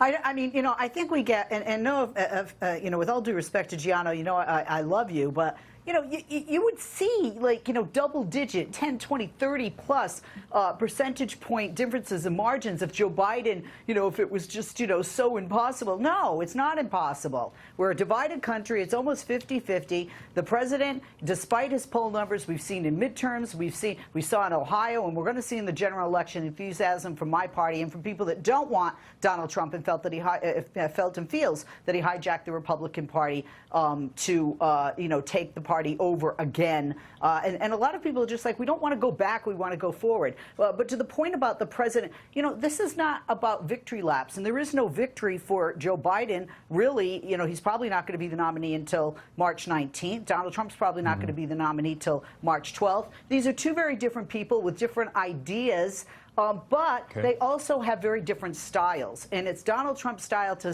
you know, come out take a victory lap every 5 minutes. It's not Joe Biden's, and I think it's okay, especially when we're highlighting every single thing that these guys do from now until the election. Panelists, thanks very much. We'll see you a little later in the show. The U.S. Supreme Court handing former President Trump a major victory this week, unanimously ruling that he could stay on Colorado's primary ballot. The decision comes after months of debate over whether he violated the 14th Amendment's insurrectionist clause. Now, many are left wondering what implications this could have on the presidential race as a whole. Colorado Democratic Chairman Shad Marib joins us now with his take. Shad, welcome. Thank you for having me. So what do you think the impact was of the Supreme Court in terms of the race we saw in Colorado, and did it energize Republicans in your state? Well, look, this was a nonpartisan lawsuit that was brought forth independently by even some Republicans in our state, and it's important that the court gave the nation clarity on this important issue. But the fact is that no president has created more jobs than Joe Biden. We have record unemployment, not just across the nation, but also including in Latino and Black communities. That's because of the policies of Joe Biden, and that's why Americans are going to reward him with another 4 years in the White House. But back to the case, you know, your state and 30 some others were hoping to really duke it out with the former president in the courts. That was sort of shut down this week by that SCOTUS decision, made very clear to the party that they're going to have to face the former president head on at the ballot box. It's not an easy pill, I imagine, for a lot of Democrats to swallow. This has been the big hope. Well, the story of this election is starting to become really clear. Joe Biden is overperforming every poll, and Donald Trump is underperforming every single poll. Right here in Colorado, Joe Biden won 85% of his voters tonight, and Donald Trump was lucky to crack 60%. And so Donald Trump and the RNC have a big problem on their hands. How are they going to unify their party? They're in a huge amount of disarray, and they're going to have to answer for their war on women and their war on farmers and ranchers across this country with their misguided trade wars. They killed a border deal, and those are the issues that Americans are really going to be going to the ballot box for this fall. We know the Denver area is traditionally blue, while lots of other parts of your state are red. What's your analysis about whether your state's purple now, or is it a blue state? Hey, we take nothing for granted, and we're focusing on local races where we've never really competed, and that's why you're seeing the Democratic Party win elections in places like the San Luis Valley in South Colorado. We're winning in places like Loveland and the Eastern Plains, places we've never used to compete in. And it shows that when Democrats show up with a positive message about cutting the cost of living, making sure we're creating jobs in rural communities, and supporting our farmers and ranchers, we can win in these important areas. You mentioned some of the areas, the issues, that are going to drive Democrats to the polls this election cycle. You mentioned the border, you mentioned the economy, but the reality for the president is that 66% of voters disapprove of the job he's doing on immigration. 62% disapprove of the job he's doing on the economy as of this week. This is latest Fox News polling. Well, as they say, the only poll that matters is the one on Election Day. And so far, the story of this election is that Joe Biden is overperforming these polls. Donald Trump keeps losing by more than anybody thought he would. And that's because President Biden is fighting for our freedoms while Donald Trump is trying to rip them away. President Biden is taking on these big corporations and taking on hidden fees while Donald Trump is promising more giveaways to billionaires and these irresponsible corporations. And people are picking up on that. And that's why I think you see Donald Trump having such a big problem, barely able to crack 60% in a lot of these states across the country. And he's even lost 2 states. Joe Biden hasn't lost a state yet. I'm surprised to hear you mention hidden fees. That's hardly an election-winning issue for anybody. I think people care about their pocketbooks, and they're seeing big corporations get wealthier and wealthier, and their wages have barely gone up. Thanks to Joe Biden, that's starting to change, and I think that's why Americans are going to reward him and Kamala Harris with another 4 years. We're still digging out of the wreckage of Donald Trump's failed administration. All right, Chad, thanks very much. Thank you. Thank you so much. Let's turn to the other side of the aisle now. Dave Williams is Colorado's Republican Party chairman. So what do you make of the Supreme Court's historic ruling and its impact on tonight? I think it was an absolutely historic ruling, that one that needed to be done, and it was a repudiation of what the Democrats were doing. My counterpart can blame this case on nonpartisan actors, but the truth is they were funded by left-wing Democrat groups to try and disrupt Donald Trump and engage in election interference, because they are desperate to not face off against Donald Trump because they know they're going to lose come November. Do you really think that there were, in 36 states is the number of states that were challenging the former president on the same issue? You think they were all funded, the secretaries of state were all funded by Democratic operatives? Well, the litigation for sure. The litigation that would go to the various district courts, especially in Colorado, they were funded by left-leaning dark money groups. CREW is not a Republican-leaning, right-leaning organization. That is funded by George Soros and other left-leaning groups and moneyed interests. So it's clear to us that it was an election interference. And if Joe Biden wants to win this at the ballot box, then he needs to do it on his own, just like President Trump said when the ruling came down on Monday. What are the keys to the eventual Republican nominee winning Colorado in November? I think it's very simple. I think it's immigration and it's the economy, and connected to that is the reckless spending that we're seeing under the Joe Biden administration. People are hurting, despite what my counterpart said. People are not thriving under the Joe Biden economy. In fact, it's the opposite. People are hurting. They're having a tough time making ends meet and paying for their basic necessities. I think it's going to come back to bite them in the butt. And once we get Donald Trump the nomination here and focus on the general election, we're going to make a strong case to secure the border and bring jobs back to America. What do you say to Colorado Republican voters who are wary of the drama and the chaos that seems to accompany the former president wherever he travels? Well, look, he's not the one bringing the chaos. He's trying to stand up for so many Americans that have been forgotten by the powers that be. We shouldn't be surprised by the attacks that are coming from the left or those who want to keep the status quo. That's to be expected. When he's standing up for the American worker, when he's standing up for families all across this country and trying to do right by them, we shouldn't be surprised when the swamp strikes back. We shouldn't be surprised when those who don't want him to return to the White House fund litigation to try and remove him from the ballot so people can't support him. These things are bound to happen, but it's always darkest before the dawn, and thank God the dawn is coming. Donald Trump's going to win in November, and everyone knows it. Dave Williams in a cool movie-inspired office. Dave, thanks very much. Thank you so much. Take care. Thanks for staying up with us. Well, some good news for former President Trump is that President Biden is now losing some of the support that he had amassed 4 years ago. A new New York Times and Siena College poll shows he's retaining just 83% of his 2020 supporters. 10% of those folks have even switched sides. Is there a way he can still turn things around? We're going to get into that next.